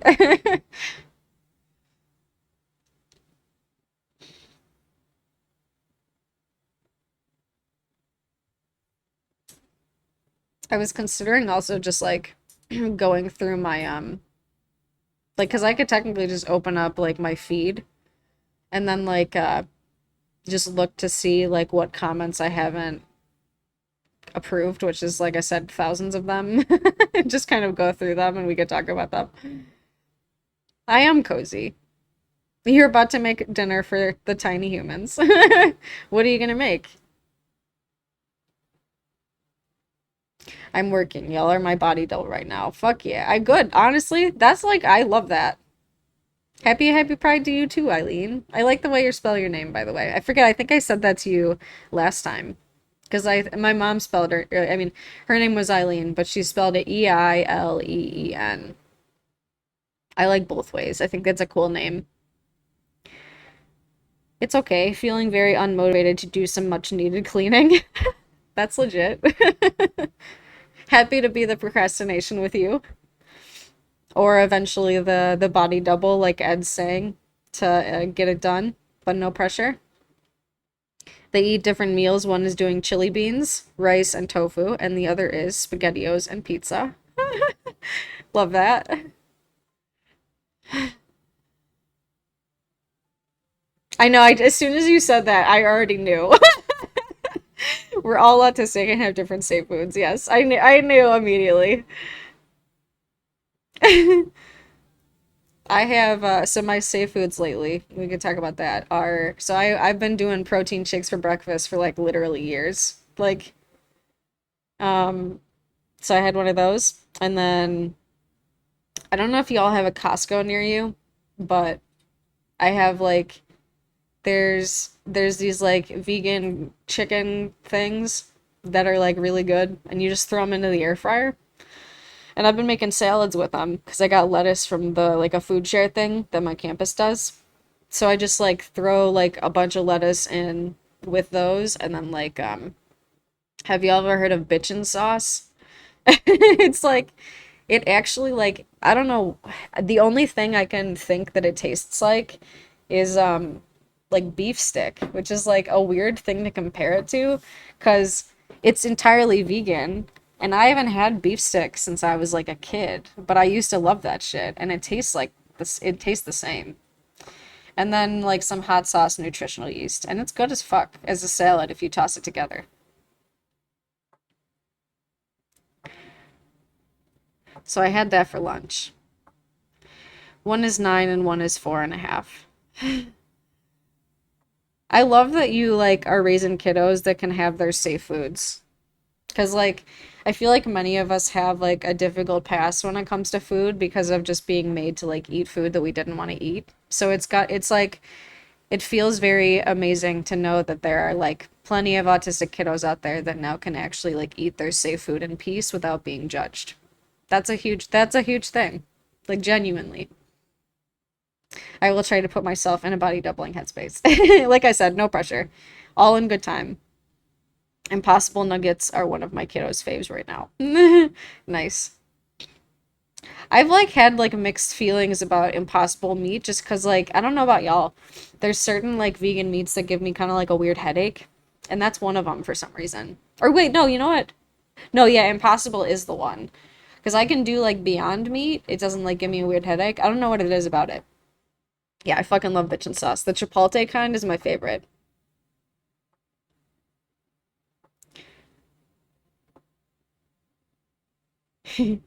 Dude, right? I'm not wasting the time, money, energy, and relationship with my kids over some flavor preferences.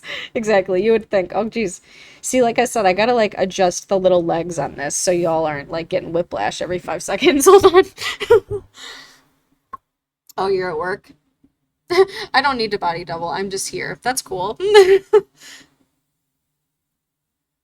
I like it's like one of those little octopus ones, but like I feel like I never know if I should keep the legs of it like super straight or if I should kind of like bend them, which one's like more beneficial so that y'all don't get all wobbly. Here we go. Yeah, textures for sure. I know that's really what I have like worst memories of as a kid is like I have like one distinct memory of like my parents trying to get me to eat like green beans out of a can. And it was just like it was just mush.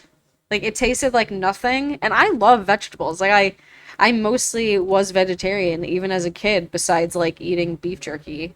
And I just couldn't stand that texture. And like I had boomer parents, so like they would literally just try to get me to like sit at the table like until I ate them. And like I outlasted it every time. Like cuz I'm a fucking autist. Like I will sit at the table until I go to sleep. Like, and we both know that you're not gonna outstubborn my ass. Like, and I did. I just sat at the table all night and just didn't eat because I didn't give a shit. I was just like, whatever.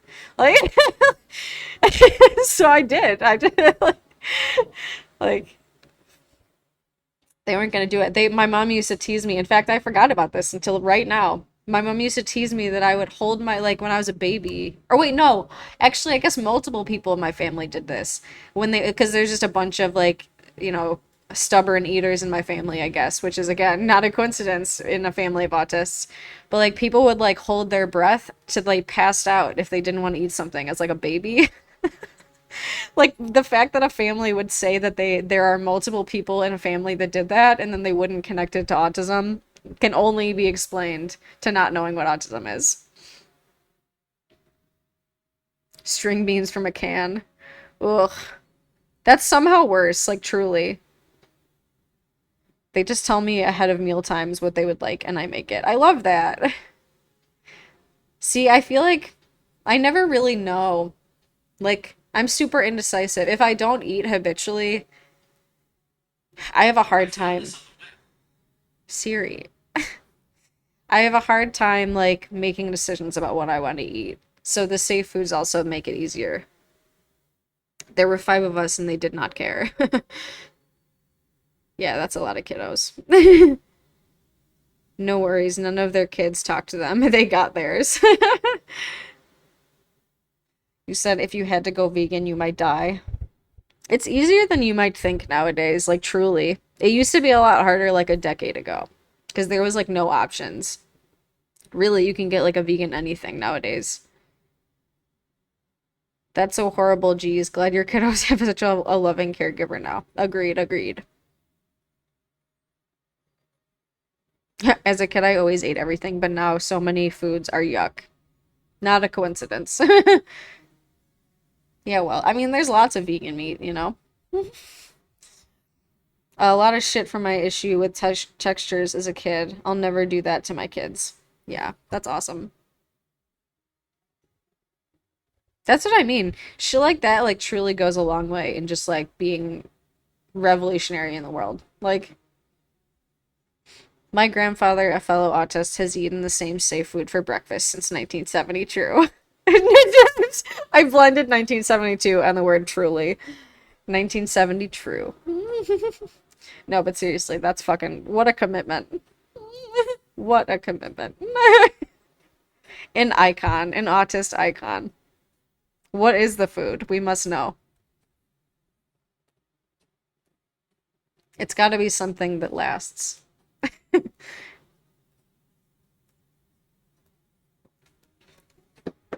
Oh, I've had plenty of vegan meat. It doesn't work for me. Lots of them have horrible textures as well. Yes, I know. There's plenty of them, though. Oh, oats would make sense. Yeah, I bet it probably is. Oh, okay, yeah, very close. Wheat Bix, or wait, Weetabix, an apple, and a banana. I haven't really noticed much chemical taste, and I've eaten them since like 2010. They've come a long way. It has to be some homemade because recipes change. Oh, that's a good point. Yeah. I mean, apples and bananas have certainly changed genetically, but Weetabix, I don't even know if I've had that. Like I've heard of it, but I don't remember if I've ever actually had it. Let me see here. That's another thing we can Google. Weetabix.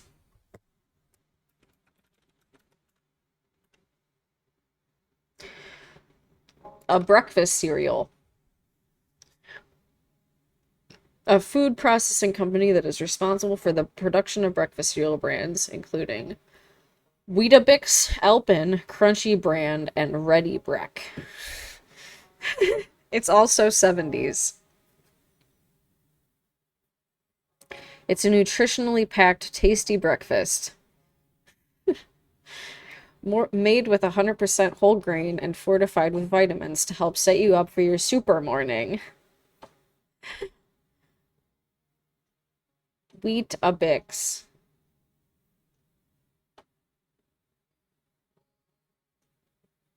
Hmm. It looks like it's in a brick. Isn't it like a giant unfrosted mini wheat? Oh, okay, that makes sense. I gotta move this so that Twitch can see it too.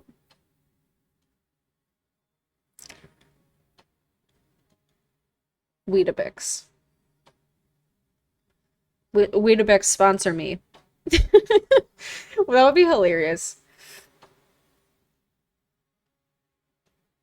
Let's look at the nutritional content. Looks like there's stuff inside, just as I suspected. But no, it does. It looks like a giant mini wheat, kind of. I guess a macro wheat. Oh dear. It was like we got put through an alternate dimension. It is bricks. You put the bricks in the microwave. Oh, okay.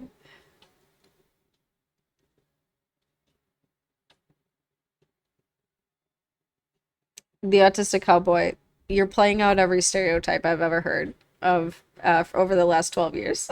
I promise. I get what you're saying. I've heard it thousands of times. We Weetabix. It's what's for bricks fast. Macro wheat. No. Oh, with oat milk. Okay, that's a good point. Eileen, I didn't remember that obviously oat milk will really make anything. Yeah, we and I love that people were like, why are you paying like $10 for like a box of oat milk? Like you could just throw a bunch of oatmeal into a blender and then with like some vanilla or whatever and just blend it up. I haven't done it yet because I'm lazy, but one of these days. But for real, I love oat milk. That shit's good.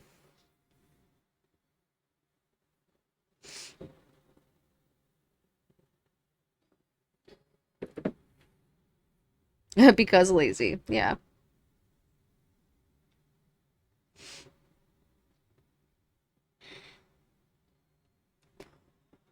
Hmm. Yeah, I don't know. I used to eat like, what the hell was it called? It wasn't mini wheats because it wasn't like frosted. I had, like I said, my parents are boomers. So I've had like all the old people cereal for most of my life. Like I would eat like grape nuts and shit.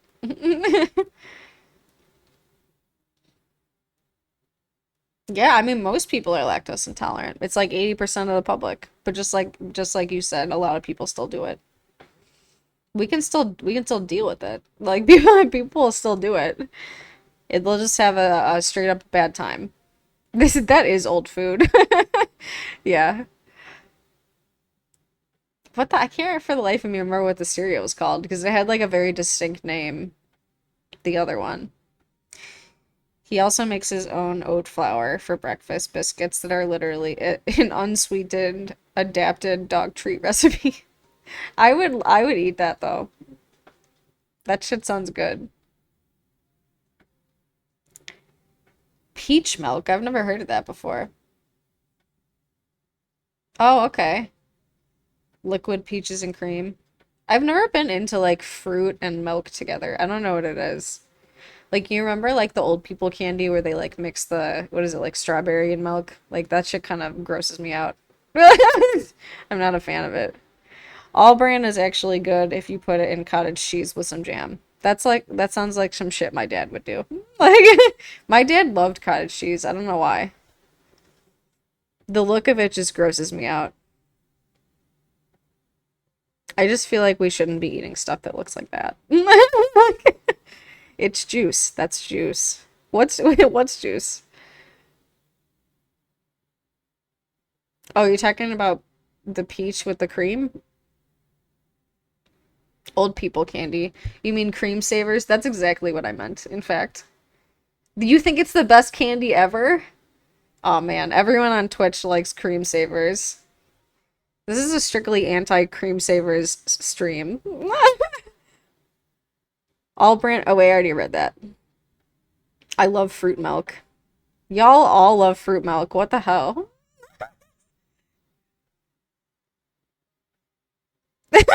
ACAB. ACAB. Anti-juice. All I don't know. Some letters that mean no fruit juice with cream. There we go. Thank you. No, cream savers are meh. See, okay. The reason why I didn't like the cream savers so much is because I was too busy loving the strawberry candy. You all know what I'm talking about, where you wrap it up and it looks like a little strawberry. It looks like a little strawberry, almost like there's like the weird juice stuff inside. That's where it's at. No dairy to be found. Just weird little strawberry candies. You think they're awful? Oh, come on. I know smoothies are kind of weird. Also, what's up, Lady Fox? I get in certain moods where I want smoothies, but most of the time I'm not really into them texturally wise. Like I can do more like generic green juice than I can like fruit smoothies. It sort of depends though, like I've never been a big fan of like Smoothie King. Like there's a distinct difference between like Jamba Juice and Smoothie King. You know what I mean? Because like Smoothie King's like made straight out of powder. But Jamba Juice will like take all the shit and like throw it into a blender. Like it's all going into a blender, but I'm talking like the actual fruit and stuff. You went through a thrift cream savers phase. I bought like 5 pounds of the strawberry candies when I first moved from my PhD, like post PhD. It took me like literally like 6 months or something to get through them. Oh yeah, the Altoids tangerine sours are legit. I also really liked the ones that were like the Tic Tac ones. Like this, as soon as Tic Tac started making stuff that was like sour, I was like, all right, Tic Tac. The grandma strawberry candies, yes. My ex-wife was all about tamarind, and I just couldn't do it. I'm trying to remember if I've had, because I've had tamarind at like an Indian restaurant. Like they include it with usually like different like chutneys and stuff. Unless I'm remembering incorrectly. I dig it every once in a while. Yeah, I think tamarind's pretty sweet. I like it. It's like got the like umami taste kind of, doesn't it? If I'm remembering correctly.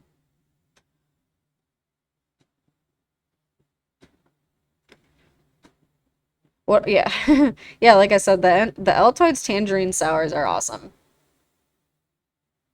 I feel like in the 90s, like we got like I mean the Sour Patch Kid or not the Sour Patch Kids, fucking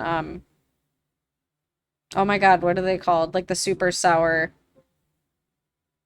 the ones with the picture of the guy where it looked like he had like a sour face. What the fuck's it called? How am I not remembering?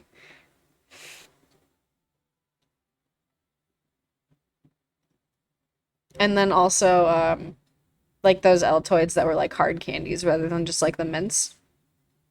Warheads, yes, thank you. I'm so glad that y'all just act as like all the part of my memory that's been destroyed either by like whiskey or COVID. Yeah, the sour and the sweet, you can't go wrong. Oh, for sure. Yeah, chamoy covered candy, yes. 90s candies were really amazing candies. It's true. Like I have such distinct memories of walking into like a candy store as a kid, like one of the ones that would exist inside like a mall. That was where it's at. Mexico has all kind of tamarind candies and that's where she was from. Oh, okay, for sure. That tracks. I'm from PR and we love that stuff too. Now, tahini is legit, and it does belong on most things. And Valentina sauce on Doritos, so good. We love all the spicy shit. Spicy, spicy, spicy. Yeah, Sour Patch Kids are legit though too. But where are all the Sour Patch parents? That is the question that haunts us. Yeah, I mean it's not that spicy. Do y'all ever watch the content creators that are like the mukbangs, but like they just like try to eat the spiciest shit they can imagine? Like, I mean, I get it, but it's just wild. It's gotta just be a life of pain. Like it just can't be a good time, you right? They'll be like, I'm gonna cover this hottest chili pepper in the world with some fucking tahini, and then all this other shit. It's like Jesus Christ, chill. They'll eat like those super like sour pickles and stuff, and they'll like throw. I know, yeah, but why? I don't know, for other people's entertainment. Actually, you know what's weirder to me than those? Another thing that I'll one day probably write a paper about is like, and it's kind of related. It's like a merger of ASMR and mukbang because it's, that all just is like watching people eat stuff. But like the phenomena of like, though there will be like the pictures at the top of the screen, you know what I'm talking about? Like right here, like what kind of stuff they're gonna eat. Like there'll be like an Xbox controller and then like a cupcake, a slice of pizza, a Lego or like just like a bunch of random shit. And there's like specialty like food makers that like their whole job is to like make an Xbox controller but like out of like candy crystals or like so that like we can watch these people eat the Xbox controller made out of candy crystals and then like that's just their job is to just eat them. They just eat stuff. They get super famous for it. And like people will be like, you're copying that other person that did this first. It's like, I mean, I guess. It's fascinating. It kind of gives me anxiety. Do y'all know what I mean? I don't know what it is about it that gives me anxiety, but like I was fascinated by it just because it's so yeah, because like you said, it's such a weird place. But like I don't know, it gives me an unexplainable form of anxiety watching them eat so much like that. Then there's something that's basically beer salt and it's great. Goes in a lot of drinks. Elote is pretty good despite sounding terrible. Isn't there because it's that corn with mayo. It's because I don't like stuff with like mayo. Like mayo just grosses me out broadly. Otherwise, but I've had like a vegan version of it once, like at this farmer's market in like Pilsen before I moved from my PhD, and it was fucking awesome. Like it was so legit. I was like, okay, I get why people like this now. Yeah, mayo's gross.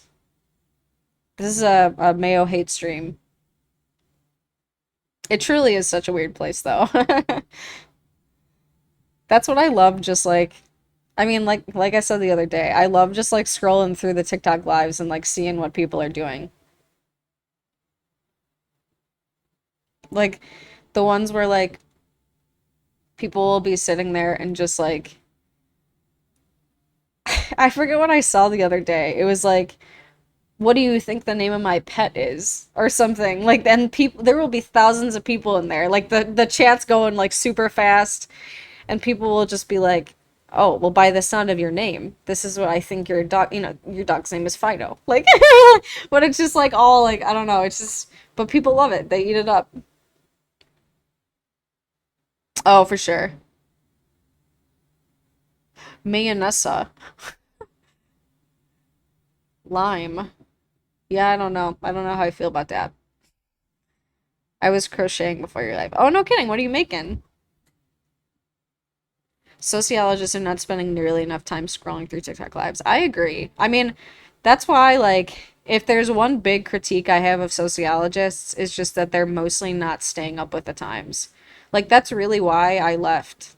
Because, like I said, my background's in sociology, but media and communication is basically just modern day sociology.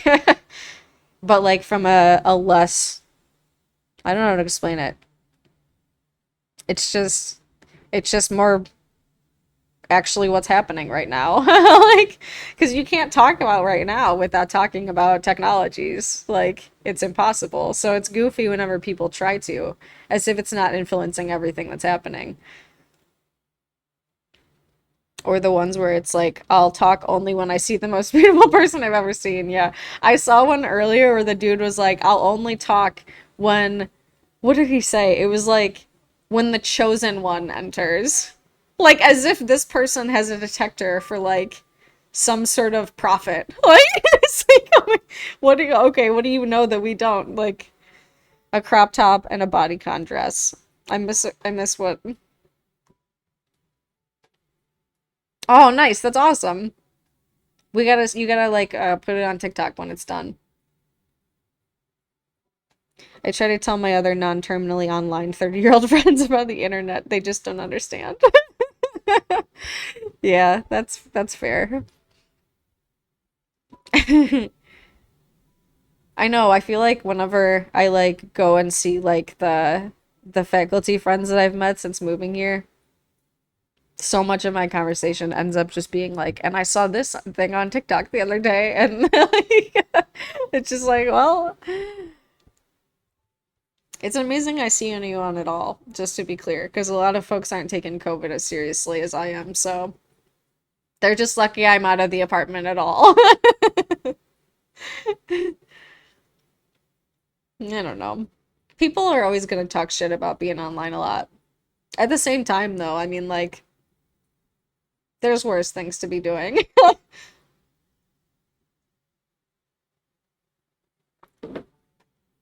I just want there to be more safe things to do, you know? That's really why, like, other than just like peeking more into Twitch and like potentially getting support for work, like, that's the main reason why I like doing shit like this anyway. Like, I really didn't give TikTok Live enough credit, I think, for like, because you can't really do like the same kind of shit on just because it's so attached to your TikTok, I think, as you can on Twitch. But I'm glad that it's like incentivizing me to go on live more just anyway, you know? I think it's something that we could all just benefit from. And then whenever questions come up, that's also good. My future BIL, I don't know what that is, told me it's a waste of time. Well, I wish other things were more accessible. Exactly, yes. I know I was trying to like, well, I sent an email to like some of my media ecology. Oh, duh, okay, yeah. My like media ecology colleagues earlier because the Media Ecology Association like annual convention is this month also. So they're like preparing for it and stuff. And I was like, have fun at the in-person convention. It's like in New York and like I number one can't afford to go. Number two, I'm not going to risk going. um it just sucks. It's like I don't know. I was glad to see though. I don't know if y'all saw the video. I think it was like a Boston art fair I feel like it's been going around for like a couple days. Nikki UB, thanks for the follow. We got like they planned, it was just like basic precautions, you know? Like just like doing art fair stuff, but like with a mask on, social distancing, limiting like access so that people would basically just like be able to safely be there and enjoy culture. I hope stuff like that continues and like increases. I decided to join Twitch right when they changed their TOS and upset everyone. Oh, really? What did they do? I think I missed it. Or wait, I guess I did get like I got like a little notification about it, but I didn't read it because I'm usually just like, well, it's not like I'm gonna leave. Like, what did they do?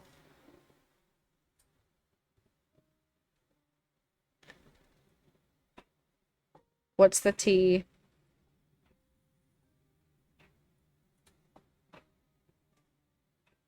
Oh, it was like what kind of stuff, because I saw at least in part, it was like what kind of stuff you could promote or something.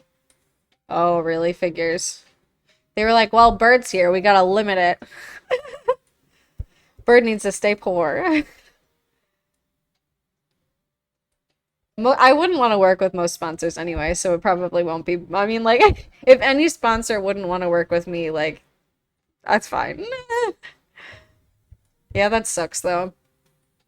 Do you think more people will start masking again as more info comes to light about long COVID? I mean, eventually they're gonna have to, you know? I really hope so.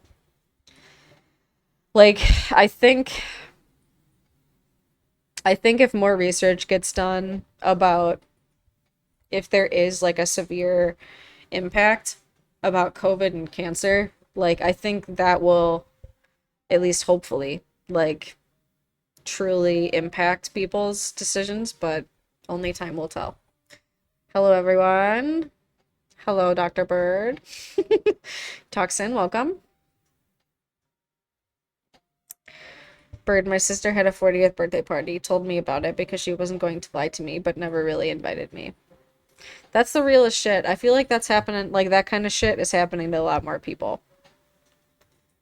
And it's weird, like I don't know about y'all, but like I feel like I have a weird like experience with that because it's like on one hand I'm like, all right, like thanks for telling me about it.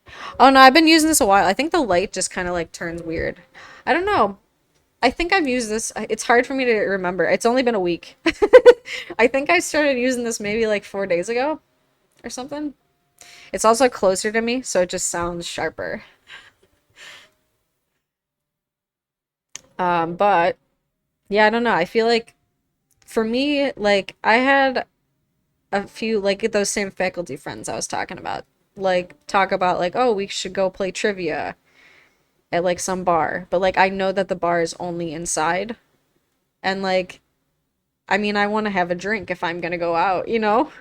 Not that I should, or can afford to.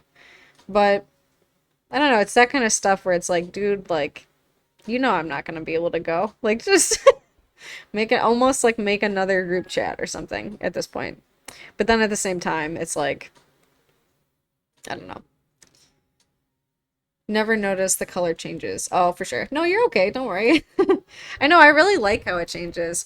Well, and it's weird because like, look at it. Like literally, it's like it doesn't blend in to this part of the screen. So it's like it makes it makes me invisible. Isn't that wild? Does anyone else notice that? I don't know if you can see it on TikTok. Like this leaf is behind in the image. So it almost looks like I'm not there. Like you can see that so it does it right now. You see?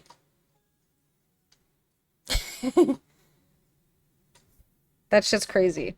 But yeah, it's funny. I got this a while ago.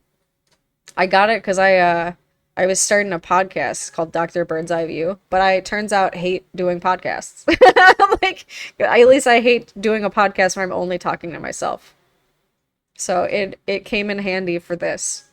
Like it's like I got it way early just so that I could stream instead because it's been infinitely more useful to me than than for trying to make a podcast and then struggling through it because I hate it. Y'all make it much more enjoyable to do shit like this. But yeah, anyway, Lady Fox, I hope that they find a better way to like basically just include you while not being weird about it.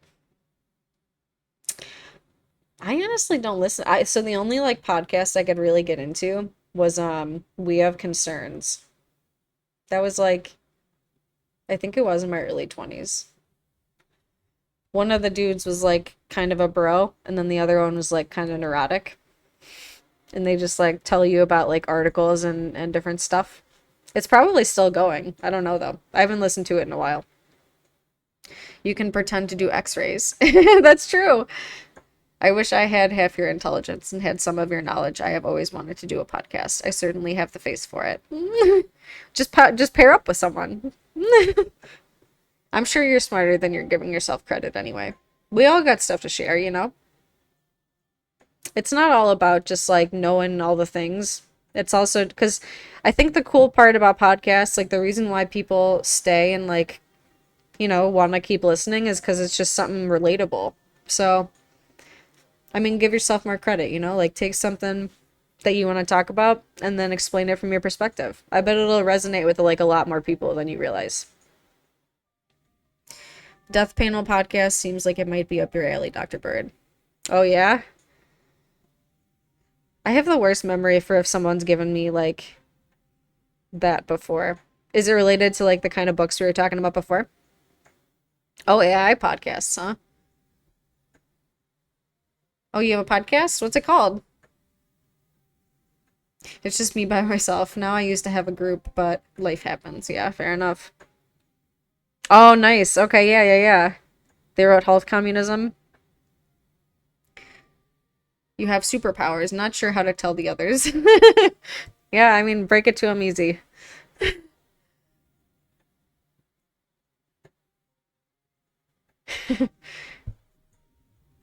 Over and over and over again. I keep getting like memories of I saw this TikTok the other night and it was so great. It was like about I think a few people in here probably already heard me describe this, but there was a TikTok from someone that was talking about if you have like something really bright about you, like it's kind of it can be reacted to sometimes, like if you watched a movie when you were a kid and your teacher flicked on the light after complete darkness and it takes you a while for your eyes to adjust and they were like, "Oh fuck." Like almost like upset because it was so bright. Like that's how like other people's talents can be sometimes, at least in a world that like is so terrible. And it can kind of like adjust like when you see other people doing great things, if in a society where we're valued on our worth, sometimes it can like be face threatening and it takes a little while for us to like adjust. So we shouldn't take it personally if people like feel, I don't know, like threatened or whatnot when we do good things. I think that's a really important lesson. Oh, the AI breakdown? I don't think I've heard of that either. Spectrum Talk is the name. Oh, cool. I like that name. I didn't know she was neurodivergent, actually. It makes sense, though, I guess, in hindsight. It seems like usually, like, because she was, like, one of the first, like, femmes on TV, I remember, that was, like, pretty outspoken. So I guess I should have, like, if I would have known earlier on that that's, like, characteristic, she's, like, a little bit more masculine than is typical, at least for, like, when she first got on the scene. So I should have kind of guessed.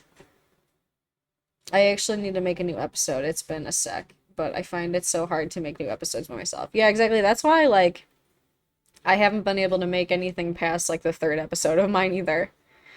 I talked about, like,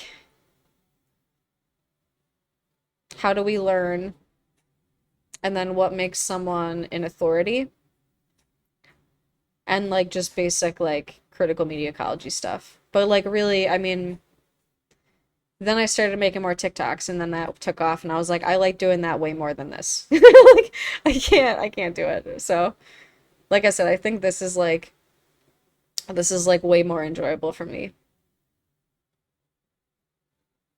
A national treasure. If there was only some doctor I could have give on the show to more legitimacy. Just become a doctor, you know? You'll be a guest for anyone. There you go. This is just a call out. Call out to anyone to be on Autistic Cowboys podcast.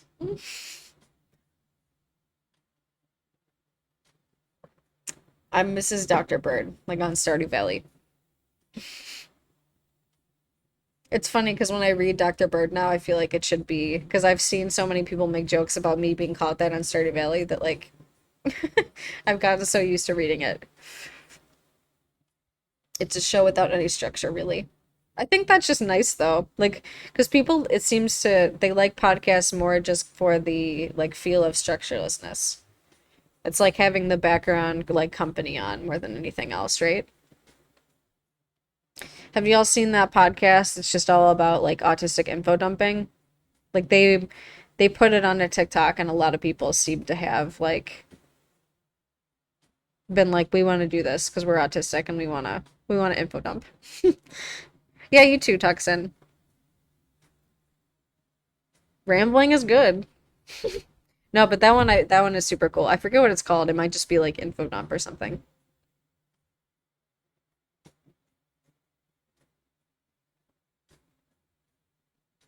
I think we're gonna close though. It's like 9:15 ish. I'm trying to stick to the schedule. I stream every day. This is the first Let's TikTok about it. We started out with lots of little questions that I think were important. Talked about gender, talked about anti-capitalism, neurodivergence broadly, all the all the checks for my typical topics. I think that's a good start. For anyone that missed any of the beginner stuff, obviously the stream is all on the Twitch, so check it out if you missed it. But no pressure, obviously. Don't let me tell you how to live your life. So your brain needs the constant info. Yeah, that's legit. I know, I feel like there is really something more accessible than reading a book about a podcast in a way that like I think that I would actually be a lot more into if I gave it like if I found like regular stuff and I could keep myself in the habit of it. Because I like audiobooks a lot more than I like podcasts for some reason, even though it's like, why wouldn't I like podcasts then? There's a podcast called Sleep With Me, and it's to help people sleep, and it's a weird format. That sounds awesome. Oh, yeah, I mean, I feel like it's probably hard to switch from like doing a podcast with a group to like doing a podcast by yourself, though. Because you get like a dynamic and then suddenly it changes. I know audiobooks will like change the game, like especially for like a podcast with like a really dense amount of information. Or I mean, you know what I mean, an audio, yeah, audiobook with a lot of dense information. So it's like a variety show. All right, y'all. Get some sleep, maybe. Drink some water. Get some sunshine. Do something nice for yourself. We all deserve better. I'm gonna call it a night. Tomorrow we got, what do I do on Wednesdays? Let's pull up the schedule. I forget my own schedule every time.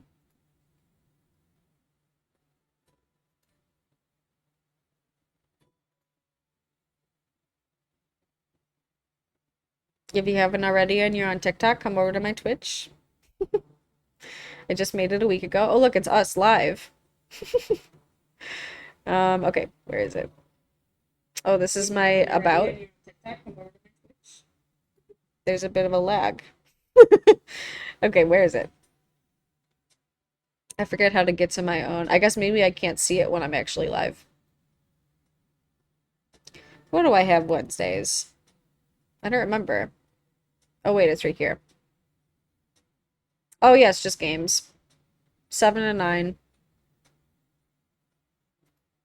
Twitch is like, did you know that you're live right now? I did. Yay. Yes, thanks for TikToking. I'm glad that, Acacia, that you appreciate the pun as much as I do. I'm living for it. Yay. Dude just talks in the same way random thoughts kind of manifest when a person's trying to sleep. But that reminds me of like that state that we get into though. Like where it's like before you really go unconscious, like our minds go into that space where it's just kind of like random shit.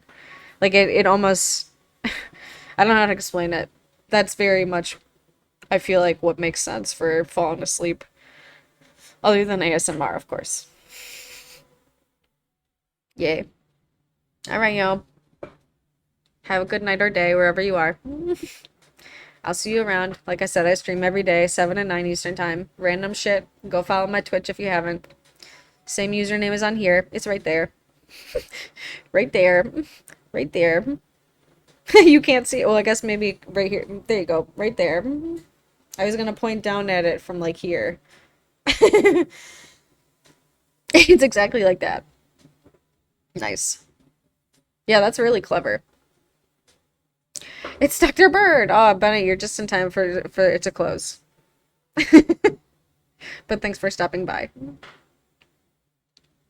All right, night or have a good day, everyone.